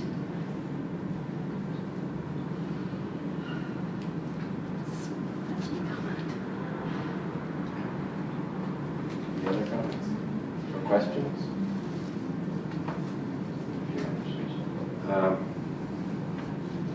Does anyone on your team have any responses or comments you'd like to make in response to what the planning commissioners have been saying? I think Summer would like to address you. Of course. But probably follow the theme that I had addressed you on just a little bit earlier, and that is, I understand all of the desires with respect to the existing home. And we've had conversation with you about that. And we've indicated an openness to that. But at the same time, we have filed an application that is entitled to be reviewed. It's tentative sketch plan. We've got a ways to go. As I said, we're relatively early in the process. But we're entitled to a fair review and treatment on that application. And if it doesn't meet your vision of the code, but meets the code, that's what we're charged with. Otherwise, we're in a position where, to meet your vision of the code, we need to get a variance. And then we would need to show why we have an unnecessary hardship. We didn't write the ordinance. As you know, there are many, many provisions that are very difficult to meet in total on any application. We've met them with this application. It's the ordinance that the borough passed. And I understand there's no perfect ordinance, and when you go back and you look at ordinance provisions, you're always in a position where there may be some appropriate modification to make. And that's probably never ending. But I think we've come up with something that I understand you think may be a little large. On the other hand, be mindful of some of the other dwellings that are on the street. You have other dwellings that would make this look pure Narberth. And I think Summer would like to share with you just a moment her desire with respect to this application, so that you will understand where she is with respect to working with you to the extent that that moves ahead. And we have no guarantees, and you can't give us any guarantees that that's going to move ahead.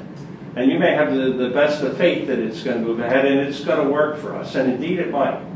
And the hope would be perhaps it does, and we're able to switch seamlessly and expeditiously into an approval of an alternative development that makes sense. But right now, that's not a reality for us. What is a reality is the existing code, this existing application.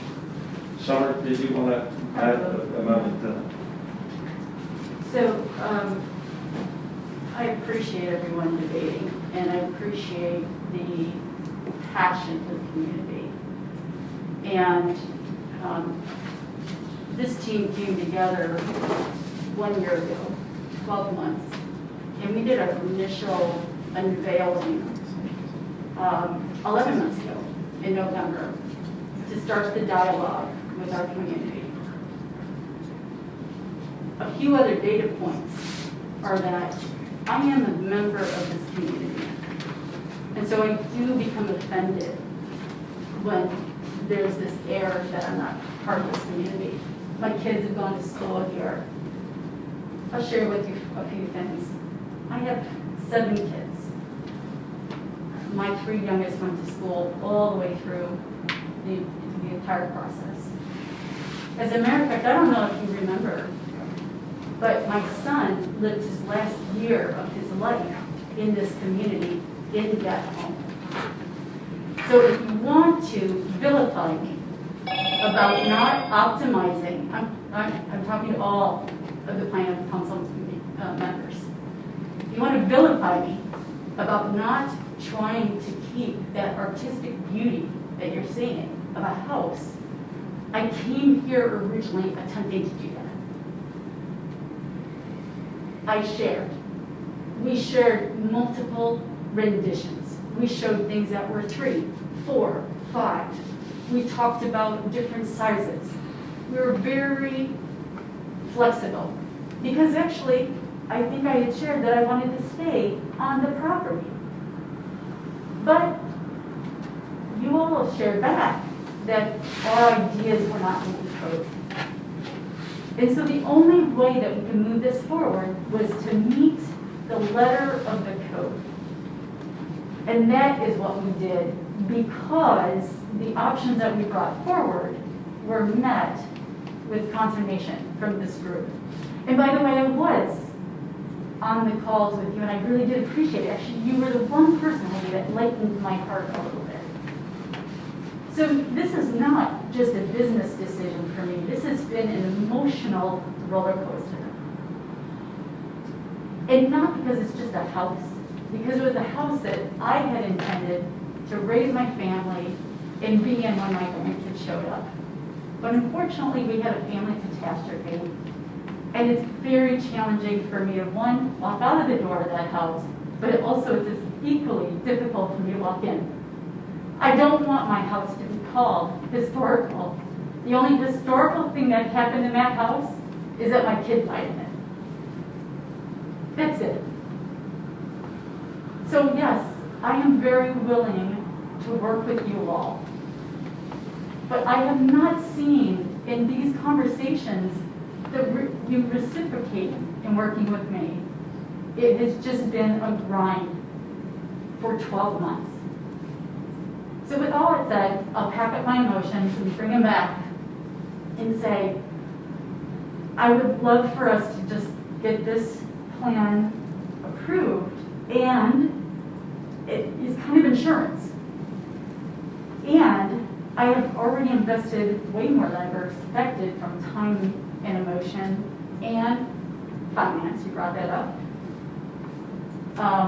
And still am willing to look at alternative options. And we're just asking to move it forward so I can get some closure and maybe some other families can get some opening to live in a great community that I've been able to raise my kids in. That's what I have to share. Thank you. Thank you, and we appreciate your sharing that in particular because it is not always easy for us when we sit and we look at these drawings to understand those things. And so we appreciate your sharing that, and I'm sorry for the pain you've experienced in that house. I really am, and I certainly can't say I could ever imagine.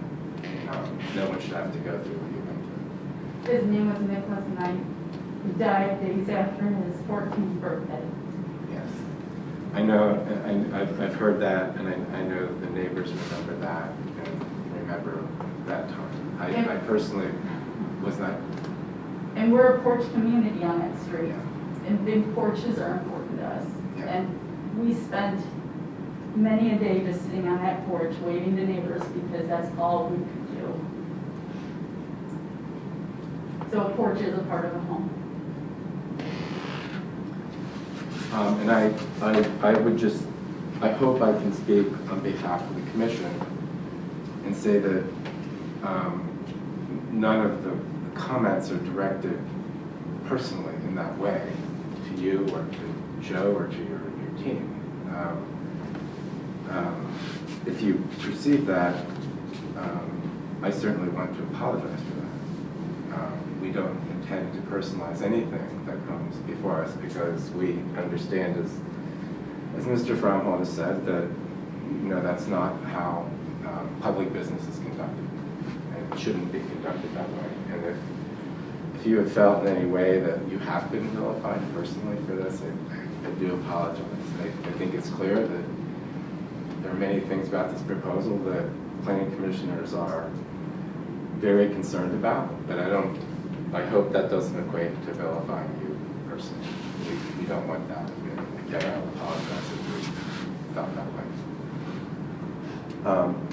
I do notice that there are some members of the public who are watching this meeting, and it is conventional that at this point we do ask if anyone who is watching, who's not here in person, but is attending the meeting, would like to make a comment. If you are on Zoom and you would like to make a comment or ask a question, this would be an appropriate time.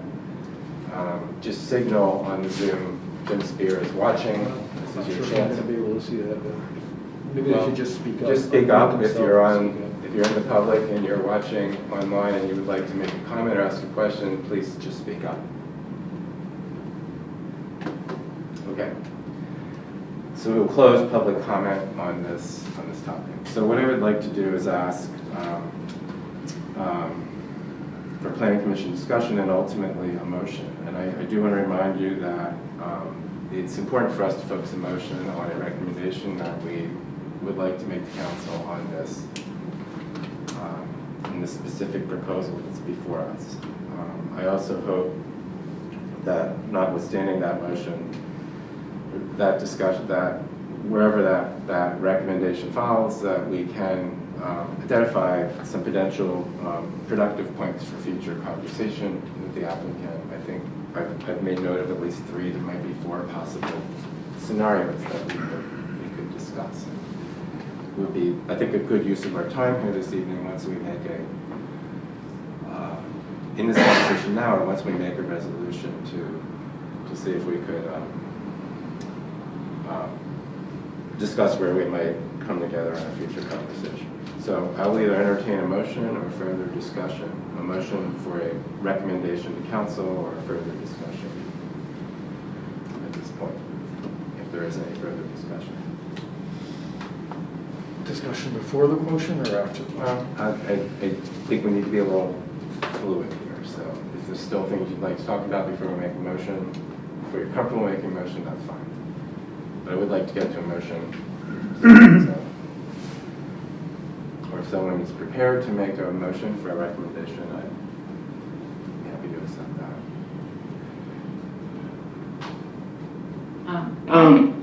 that. Todd, this is Joe Havlick. I've been listening, and I do have just a quick comment to make. I did hear that there's some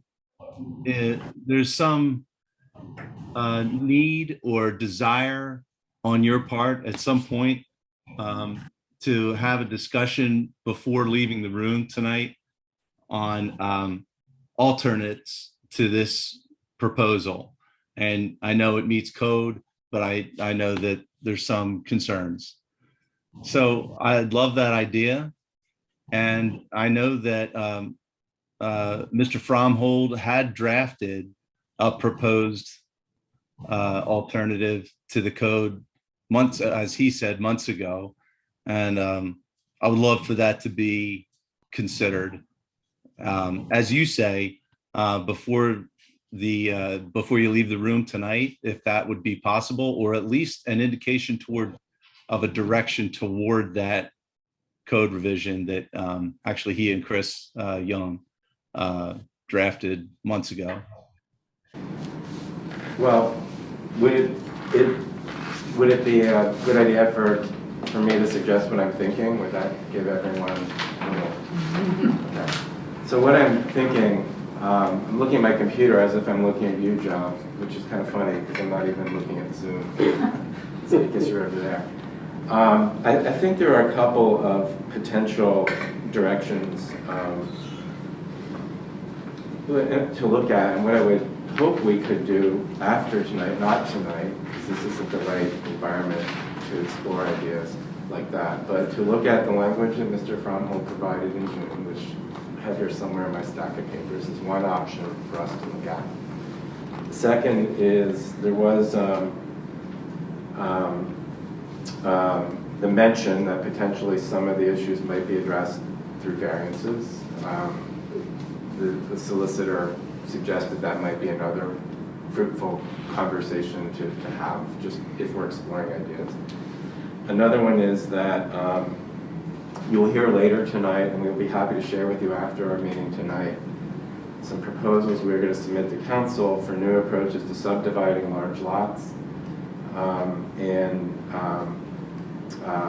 new proposals for permitting more than one principal building on a large lot, so that you can have more than one house on a lot but not subdivide it, kind of like a condo or a planned unit development, which both of those we think are tools that should be available to property owners who are situated as you are with large properties. And we have been working pretty assiduously for the past few months on how we think that can work and what the metric should be. So I think all of those are potential.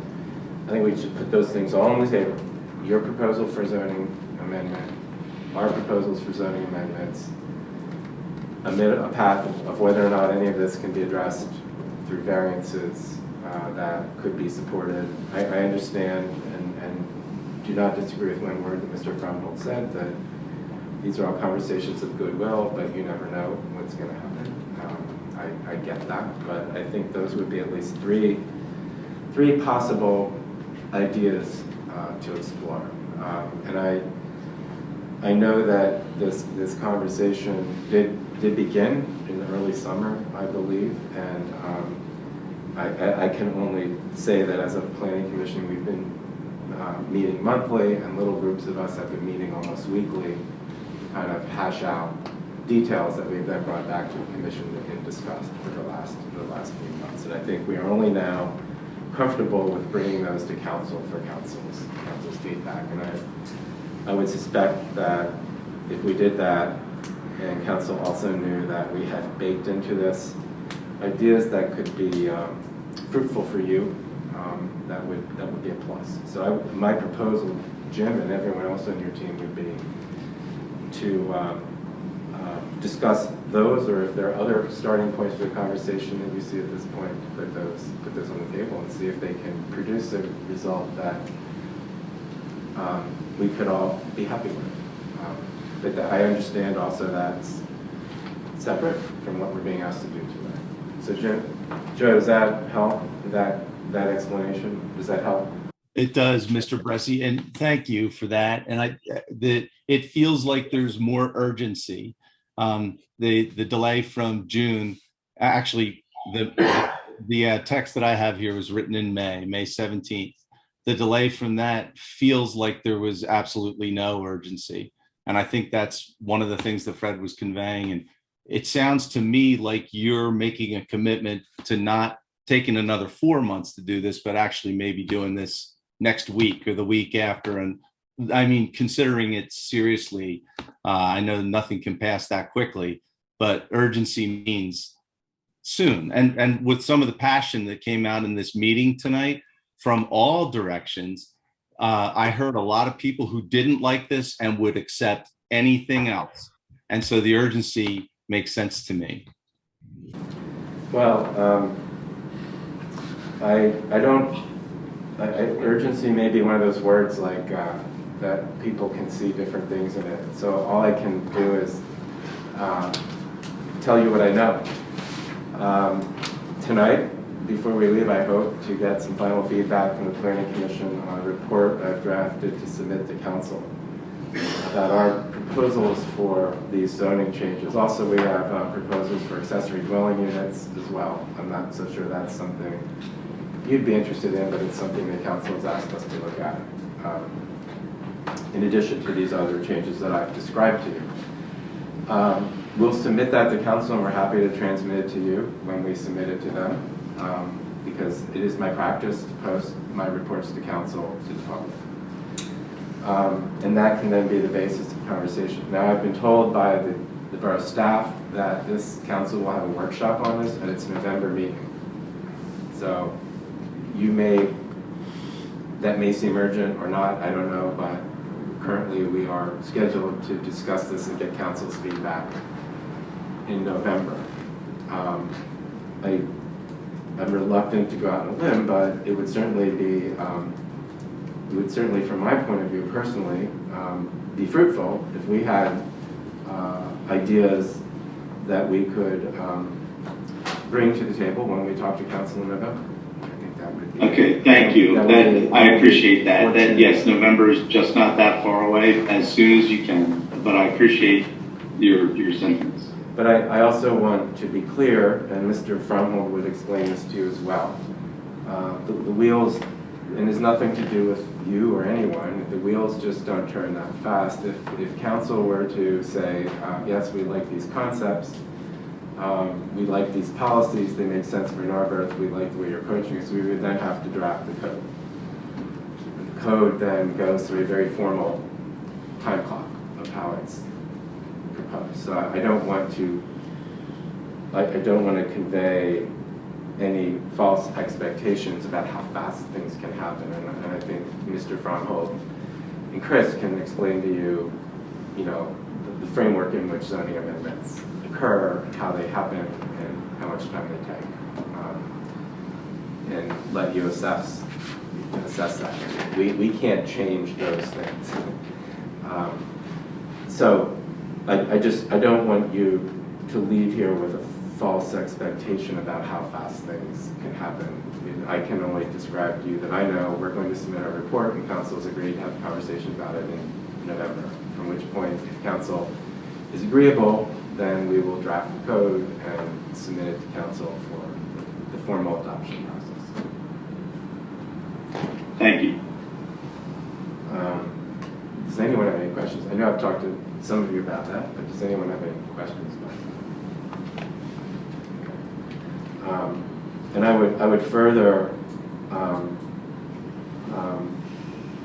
just thank you for your continued willingness to even have another kind of conversation, which I would say I would also thank you for your patience.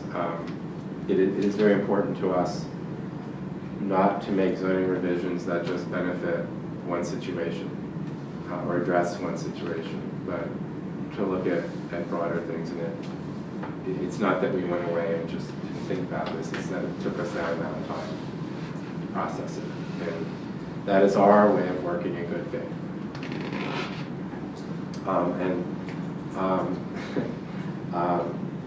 And again, as we're volunteers, I want to remind you that we understand we've taken on the public obligations of being on the planning commission and doing these things, and we do the best we can to keep up with those obligations in a timely way. Thank you, Todd. You're welcome.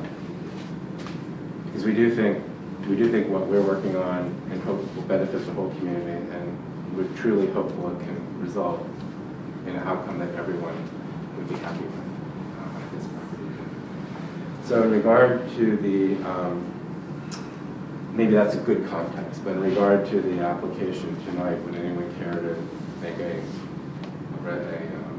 motion about what we should recommend to council?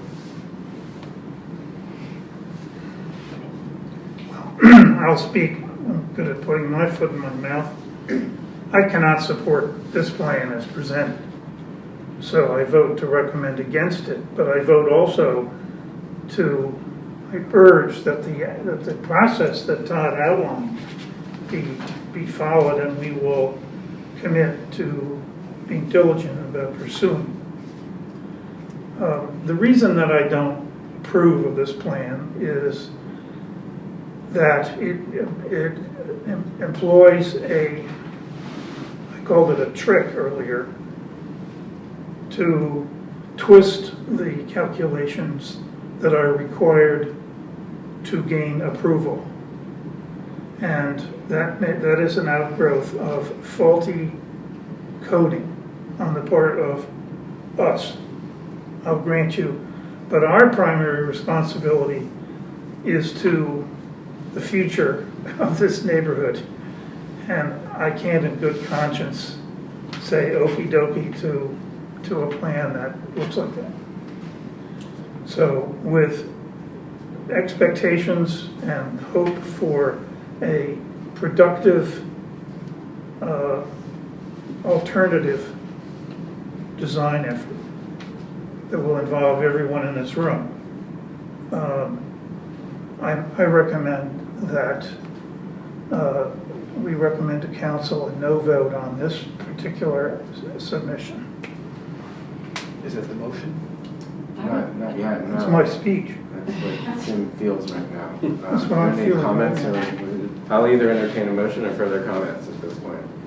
I'll comment. I mostly agree with Jim. Not entirely. I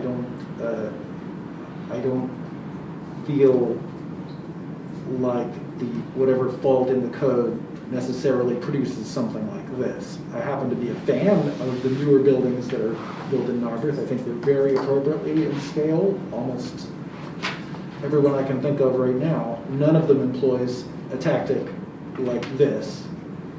I would not feel comfortable voting for this. It may technically meet the letter of the code.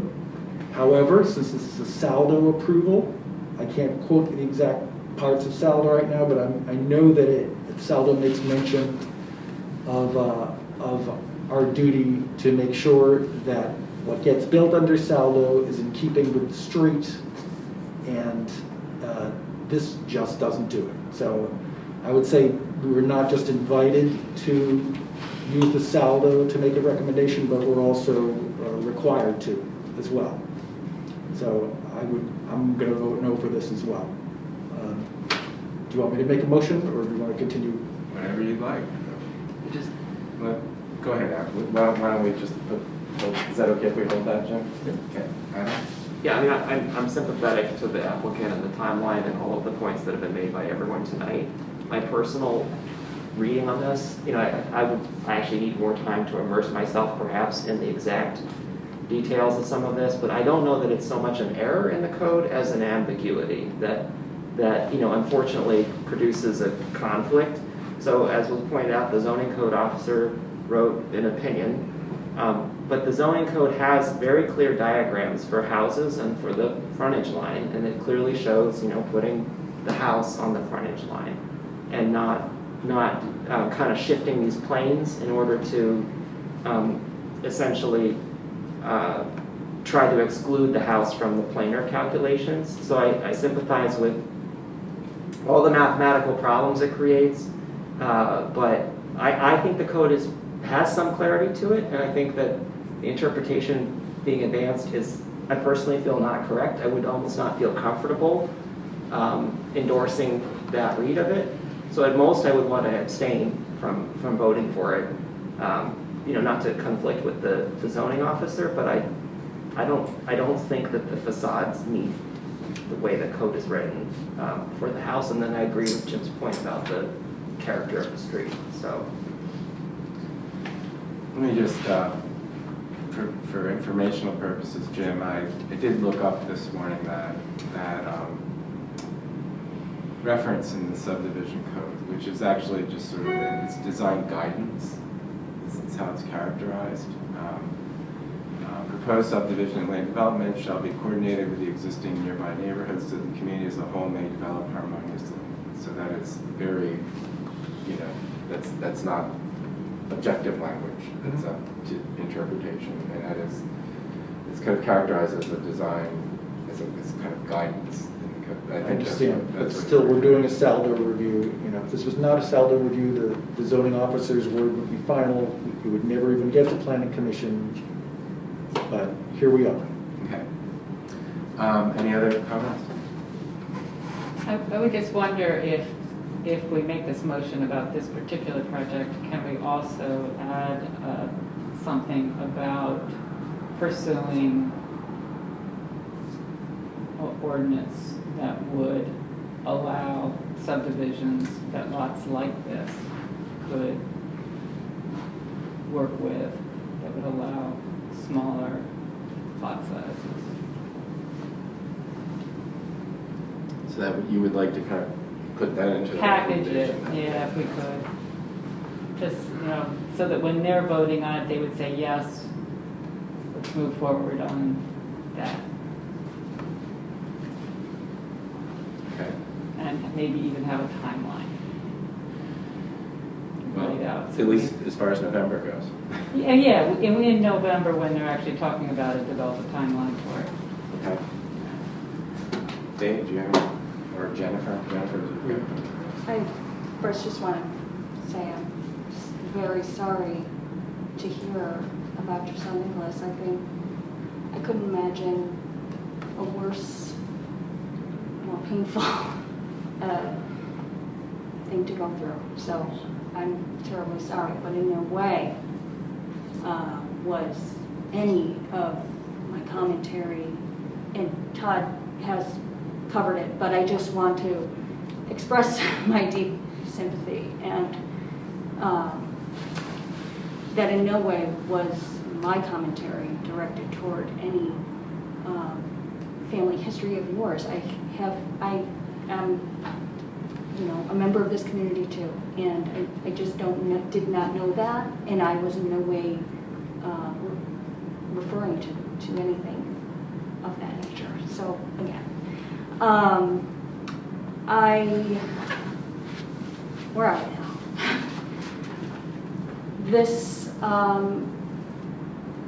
This proposal, one thought that occurred to me was that in the saldo, if we're referring to adjacent properties for datum type information that would inform this facade and formulas that inform the calculations that result in this facade, should we not be also requiring an illustration showing what those adjacent buildings are, so that it's a visual reference as much as it's a code reference?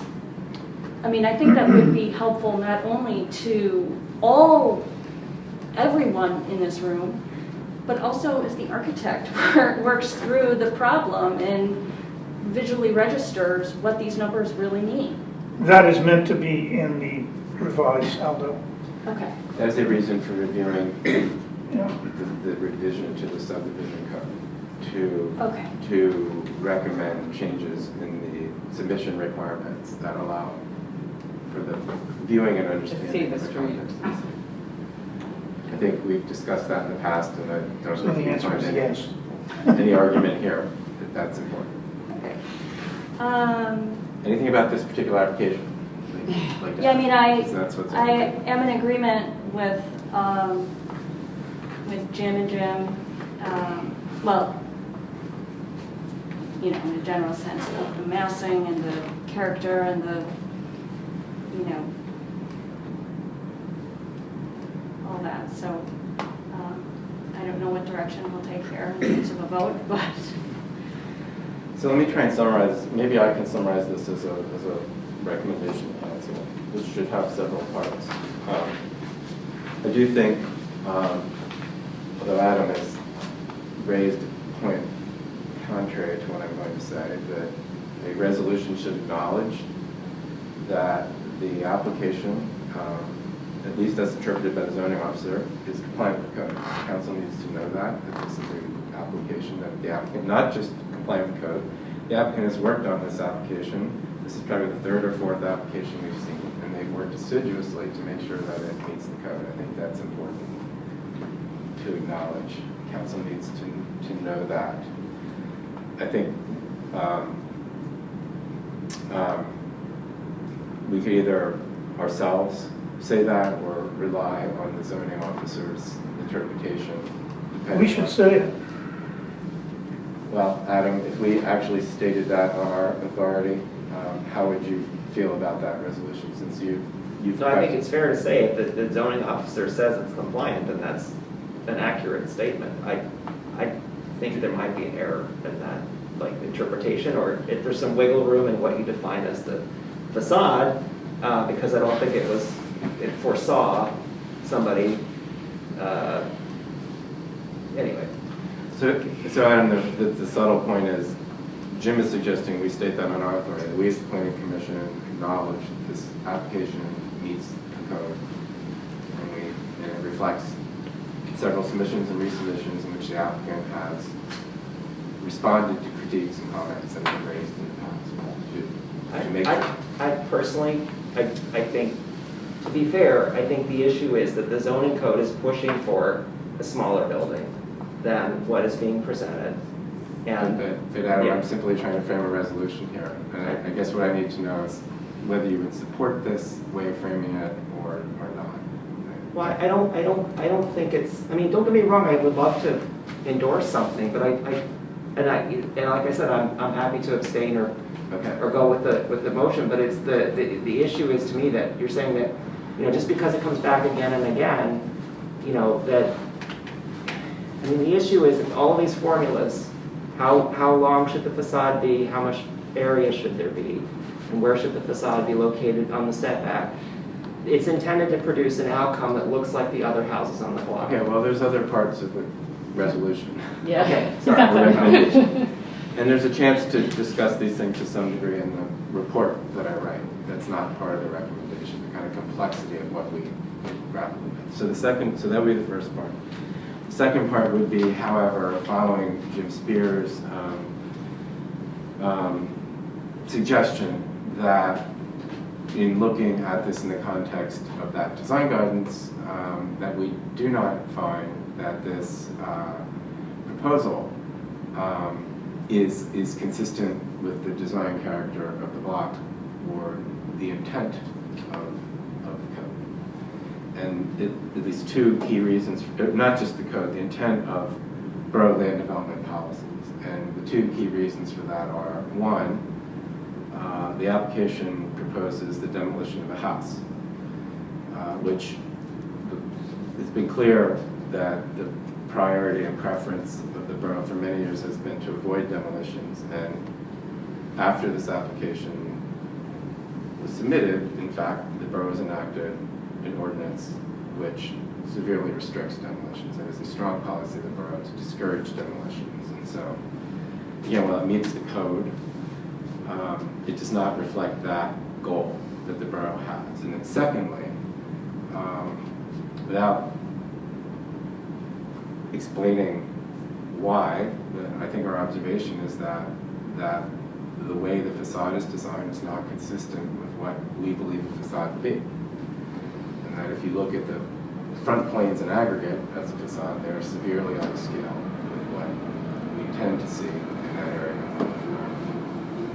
I would further add, we can discuss it, but it seems to me also that it's counterintuitive for a twin to be wider than it is deep.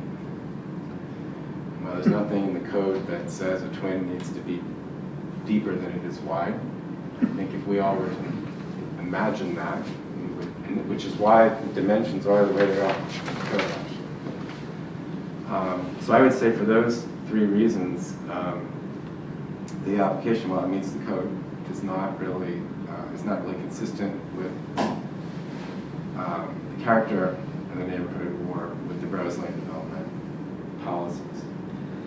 Third, that we urge council to act expeditiously on the recommendations we are making for code revisions that will address infill development in a number of ways, which are going to be presented either concurrently or very soon.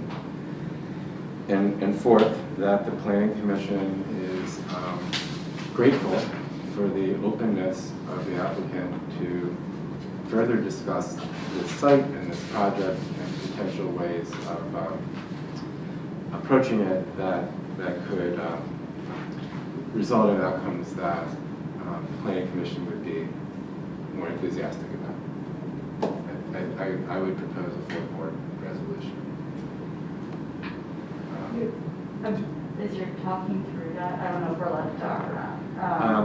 Summer, I definitely want to hear your thoughts on this, but I would, if you wouldn't mind, I'd first like to hear from the planning commissioners, but I would certainly... Yes, absolutely. Just let me know. Okay. Does anyone have any comments? about that resolution? Sounds good to me. It does sound good. Now, I need to ask, does that result in a positive recommendation or a negative recommendation as far as what council is requiring? It's really, it's like a non-recommendation. Is it a legal recommendation for us forward? It would be. So it's sort of neutral. Yes. We can make a recommendation like that. Works for me. Okay.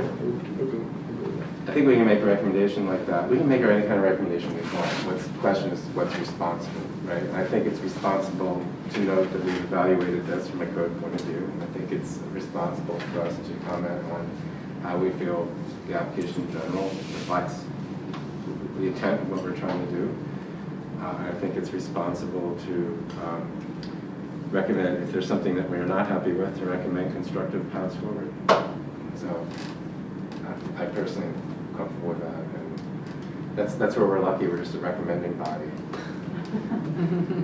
Are there any other planning commissioner comments on that resolution? I move the question. Okay. Adam, do you have any further final comments? No, I would just second. Summers. I'll invite. Yeah. Well, the only thing I'm just going to share is just the comment about the rest of that street. I don't know if anyone's walked down that street recently. I make a point to walk down every few weeks, and the last time was last weekend. So, but there is a very, very modern house on that street that doesn't match, that is owned by one of our borough council members. I personally think it's a beautiful home. And then the house directly across from us is also pretty substantial twin house. Just, you know, because it sounded like that was qualitative rather than quantitative commentary. So bring that up. Thank you for mentioning that. I mean, I'll assure you, when we have applications on our desk, I walk those blocks frequently. Well, you didn't let me know that you were going to come by. I think we all do some. It's more the spur of the moment. It's like, where should we take the dog tonight? How about South Harbor? And also Rockland, I mean, the Rockland side too, so this could get, anyway, there's not, yeah. Okay. It'd be great for Rockland. Oh, I should say one of the other things you'll find in our report to council, I didn't mention this, but it is how to deal with through block lots that provide more flexibility for how to deal with the setback on the side that isn't the primary street. So in your case, how would you deal with the setback on Rockland? There's more, I think we have ideas about more flexibility for that. Different options for how we could measure that. So I did mention that because it's sort of one level down, but that's in what you'll read too. Okay, so if there's no further comment, we moved. Is there a second? I think Adam seconded. What's that? Adam seconded. I'll second. Second, thank you, Adam. And so all in favor of that four-part motion, which I'll have to go back to the Zoom and transcribe. Aye. Opposed? Okay. I think what I would propose is, as I said, when we transmit our recommendations and reports to council, we do that. We post them publicly as well, and I will transmit them to Mr. Frontage and Chris Young directly, if that's acceptable to you, and then they can distribute to your team. And I think that would be the signal that we should plan a follow-up. If you're still interested in doing that, that would be the time to do that. If that's okay. Thank you, Joe. I'm looking for that. Thank you both. And again, Thank you. Our apologies. Appreciate all the thought and the attention you gave this. Thank you. Okay. Be well. Thank you. Okay, we have one more item on our agenda, which is to review and make any final comments on the report I drafted to council in regard to infill housing, which we've been talking about. And what I would like to do is ask for a 2-minute recess. Fire recess. That's okay. All right, everyone? Okay. With that, I can't tell you about the mask. Does everyone have a copy of that?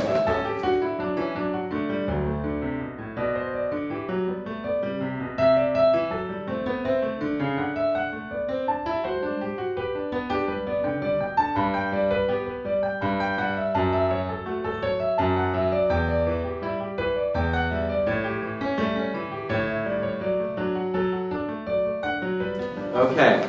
All right. So what I would like to do is, last time we met, September 13th, the commission said, go ahead and send this report to council. Don't say it's complete or, officially endorsed, but it just reflects our thinking. And so that was great, but of course I didn't have much time to work on it, and so, and I was told by Samantha council could not look at this until November anyway.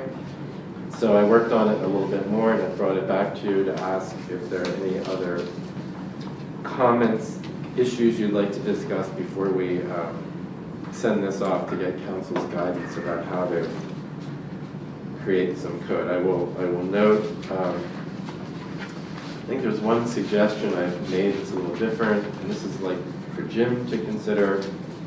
And we haven't talked about this as a group, but one of the things Jim proposed, which was kind of an interesting idea, was to allow for row houses, which are now only allowed, I think, in 4A or 4B or both, to be allowed in other districts if they are infill houses. So the row houses would be the very narrow, multiple buildings in a row.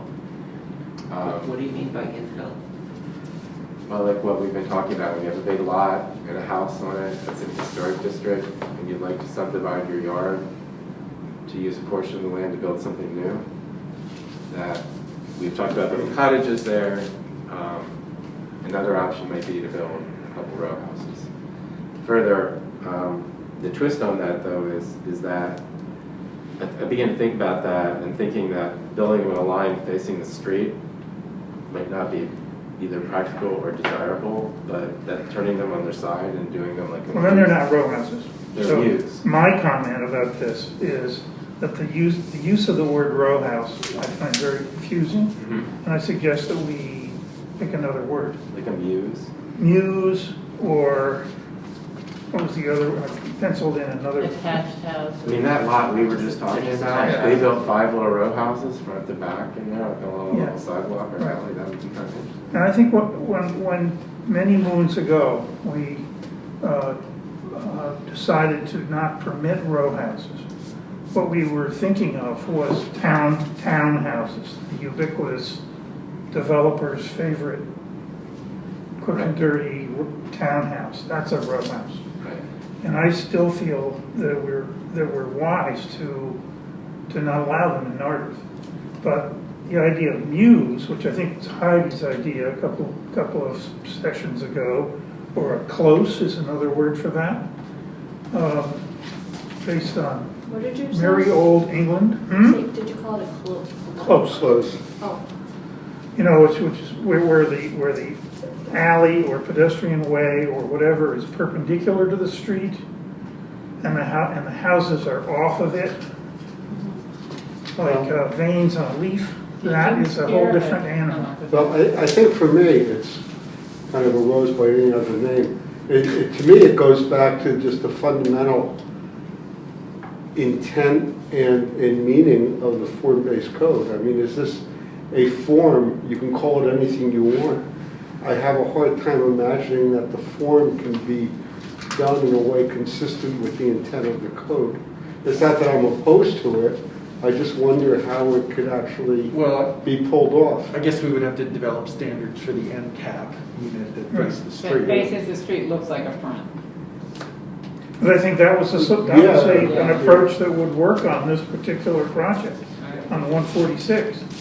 It would work. We already drew it several times, and it wouldn't be 50 units or anything. It would be 2 or 3 or 4 units maybe, but that would unlock the potential of that site and probably many other ones that we're contemplating.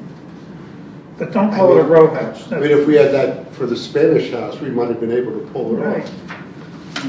Well, the council, see, that's the whole. No, well, that was a whole different. That's the project I was referring to. Yeah, I know. I figured that it took me a couple minutes. We had the whole thing ready and it went to council and. Yeah, but I mean, history, folks. It's if we're consistent with the intent of the form-based code, then I'm fine with the idea. I think that the twist I suggested was that this could not run facing the street, can only run as. Yeah, it says that in other words further along in the text, but I had to read the page several times to, Yeah. and I think we could do just an editorial correction. So if it's not a through lot, we would allow it to be a dead end, basically, driveway. That would Yeah. service all attached homes. Some way. Yeah. Well, it begs for some, some gaming, taking a site and seeing how it shakes out. Because it's not intuitive to me thinking about it, how it would work. I don't discount the idea, but I can't imagine it off the top of my head. I was in on one of the smaller meetings, and for an illustration of this, I took some actual properties that are on Iona. I can't remember the numbers. They're like 250 and 252 or something. It was like there are 3 attached properties, each on very small lots. Mm-hmm. You could take all 3 of those lots, superimpose them on a larger lot. You could fit a large number of them on. So. What block of Iona do you remember? It's right near Woodside. 200 block. I'll have to go and take a Near the look. barber shop. It's like a 3. Yeah, oh, yeah. No. Right. You wouldn't even notice them unless you look, because there's trees and stuff. So we would limit height, we would limit the Mhm. build out that they could do. It couldn't be a townhouse because you wouldn't allow 3 stories. Yeah. You would allow 2 stories. It says here 2 stories are 16 feet. Oh, does it? How does that work? Wait, for not what? not for that. For short people. That would be for ADUs. That's for ADUs. 16 feet to the middle of the roof line. So the way that would work for an ADU is you'd have a pitched roof with a habitable, Yeah. a smaller Yeah. habitable form. With a half story. Well, what do you do with that answer? How's that work? Different topic. You put a Half la- story? You put a ladder and a bed up there. You don't have headroom. Not by code. No, you would. No, it's to the middle of the roof, so. It's not only is it to the wide. middle of the roof, you can have a gambrel roof with Right. dormers. You're Yeah. That's why we love you're dormers. halfway to a second Well, floor. listen, I think those are the metrics like that we can continue. Yeah. What we're looking for right now is just council's Right. guidance. So this is a good idea. Go back and double check your numbers or whatever. I don't think we're asking council to sign off on 16 feet or 18 feet.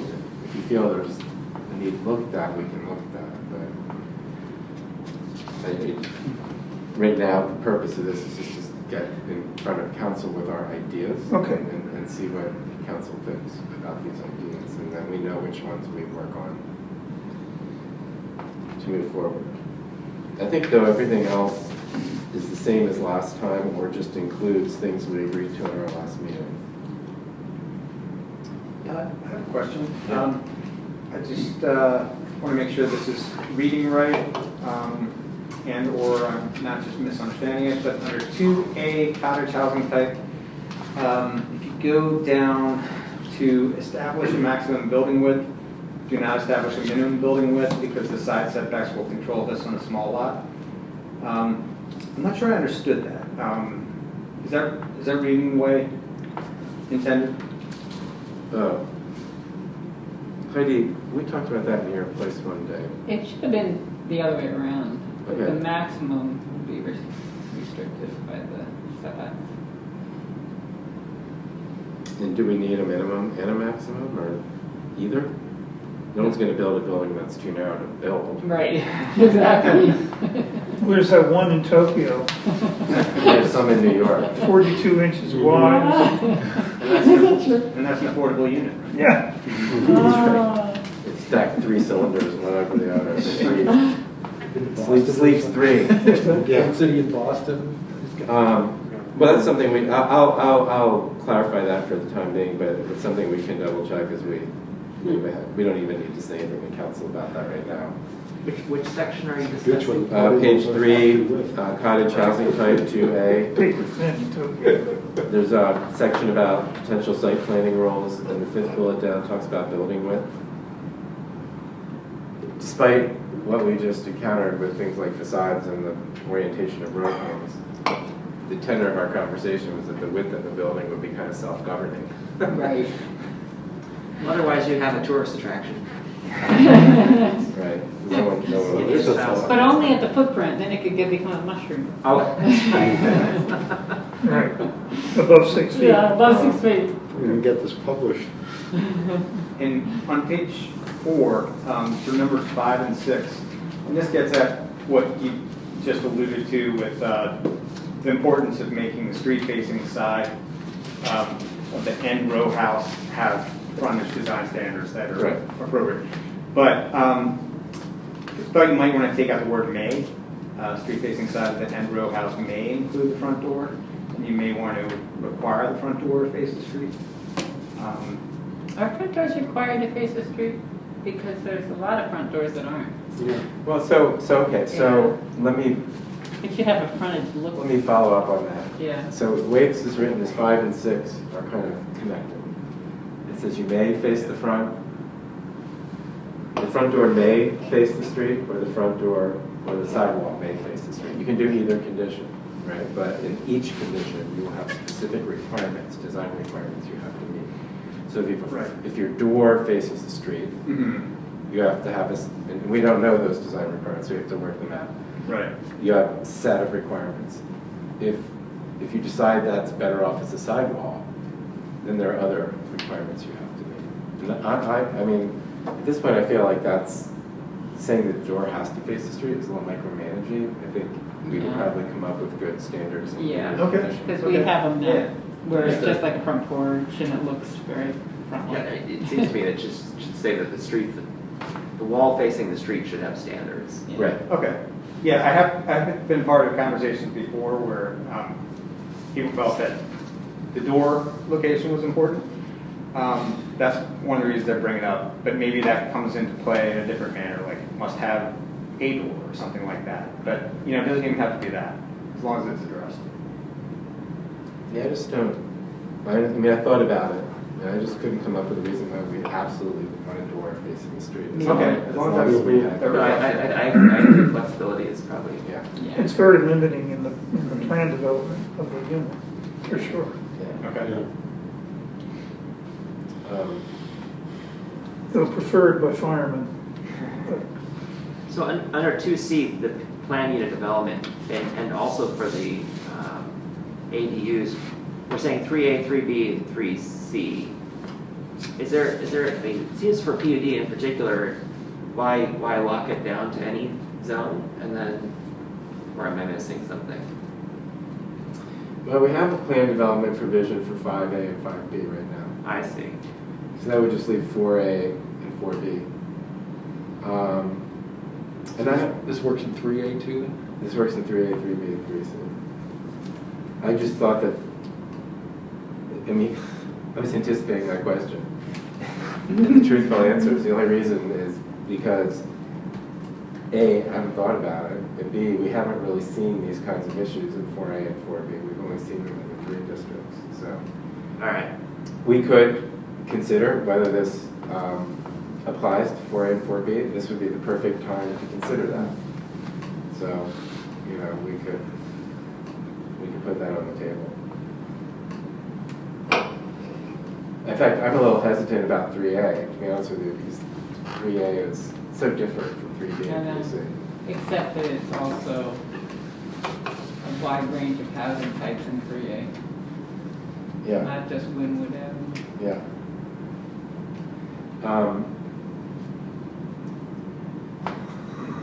So Adam, if you, the thing about those kinds of things is, if you see an opportunity to pursue a different approach, I would ask, well, can you think about that? Can you think about whether that would work in 4A or 4B? Yeah, I thought part of the whole reason here is that this is just, it's like a safety valve for the government to entertain alternatives because you can't think of everything in advance, right? Well, to be honest, not to be honest, I don't like that phrase, to be honest. I actually talked to Chris Young today, and we were swapping stories about the phrase "to be honest."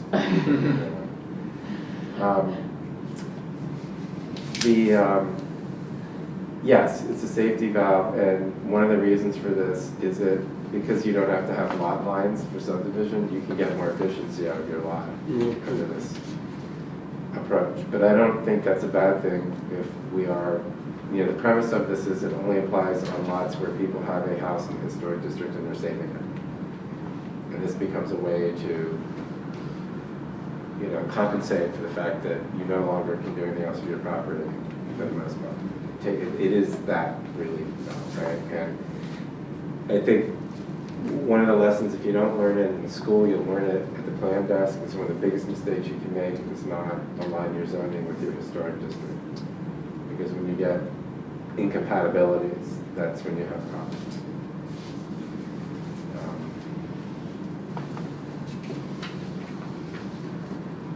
I know years ago, right after Lower Merion passed the Haverford Historic District, which kind of was meant to preserve the kind of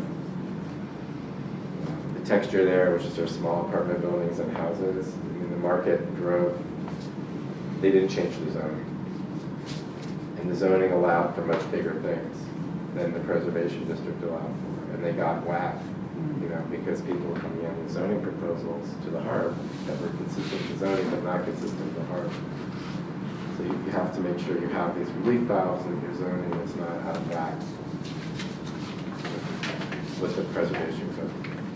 So that's, you're right, Adam. Part of this is a relief valve so that if there's this discontinuity, that there's an escape valve to say people have an opportunity. Well, if there's nothing else, then I would say I'll, again, just say this is a record of our thinking. At this time, we're looking for guidance. But as you heard earlier, I think we do need to be prepared, and we'll ask, I guess, Chloe for help to start crafting any of this that council supports into code, which may mean we need to spend some real time grinding it out, Dave, as you said. So, if there's no other comments, is there any, I'd like to ask if we could add one item to the agenda, new business, which would entail Jennifer offering of a report of her conversations with climate action norms. Yeah. Is that okay with everyone? That we take a minute to hear that report? So we'll Yeah, there really isn't much report. We, you know, I scheduled, they reached out to me. They, you know, were present for a Zoom meeting, Norwood Planning Commission, and where I had volunteered for green practices, and they, a few members of CAN, the acronym is CANN, Climate Action, NARBS, and NERBS, with some papers they had written, some task lists they had generated, some ideas that they had floated. And we were limited in terms of time. We only had 40 minutes really to sort of introduce ourselves and you know, our general backgrounds. And but I think we will work together to continue generating the task list, to incorporate some of what they're working on into what I will be working on. With codes and seeing how this all can fit together. I have also scheduled with Samantha Bryant to speak with her to gain a better understanding of protocol when you are initiating something new. How do you know, I know we have to sort of operate with support from council, so I just want to make sure there's a level of transparency with just sort of the general level of interest and where we are in terms of developing some of these initiatives.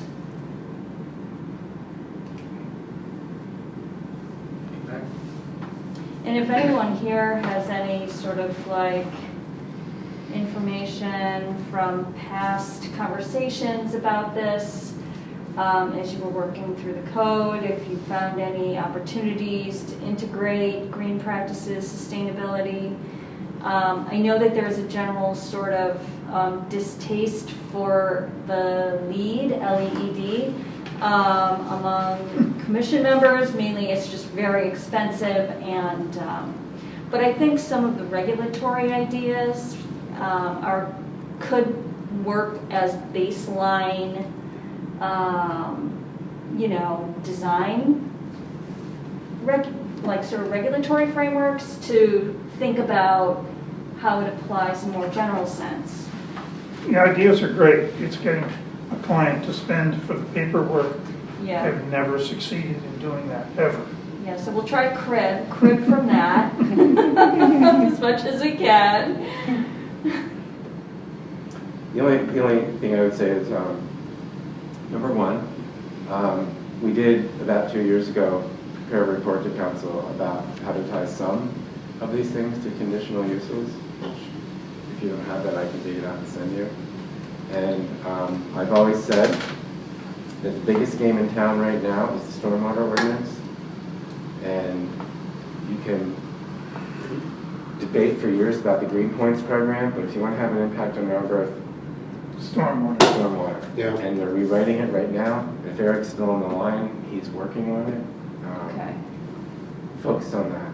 Okay. The second thing to focus on is the landscape code, which is part, are you guys going to merge that into the Saldo? Part of the discussion had been to take the street tree ordinance / landscape code and fold it into the Saldo. Work with those codes. Okay.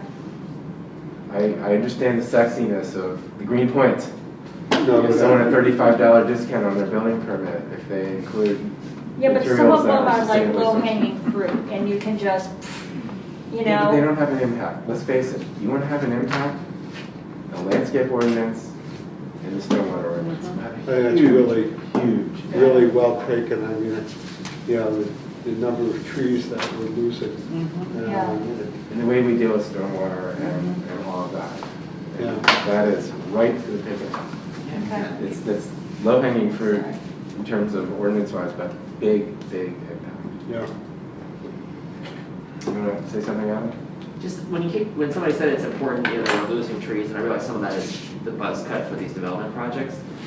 But, and I know it's not the ordinance and all this, but I'm continually concerned that our mature trees that are getting to 120 years old are outgrowing the tree strip and they're hitting up against the curb, and the curbs are killing them. So our biggest trees are all going to come down in the next. Well, that's what I wasn't referring to the development. I was referring to the Yeah. fact that all these trees that were planted in the teens and the 20s are now coming towards the end That's of what their a street life. tree commission issue, but again, it's a big issue. And a lot of them are Norway maples, which have a life expectancy of 65 years. Yeah.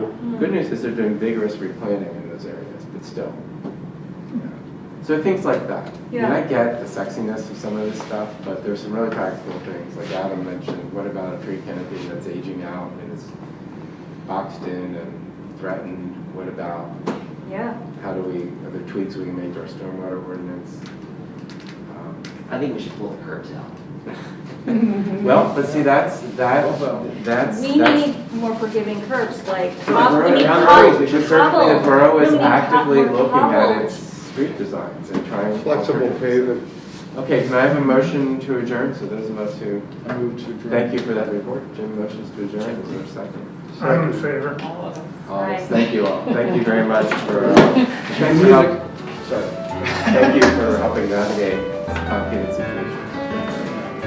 See you all. Yeah, thank you. Who ends the meeting? Michelle or? Kevin, we are adjourned, so we can end the Zoom meeting. Enjoy your night, everybody. Take care. Kevin, Good night. thanks for Thank you. Good night.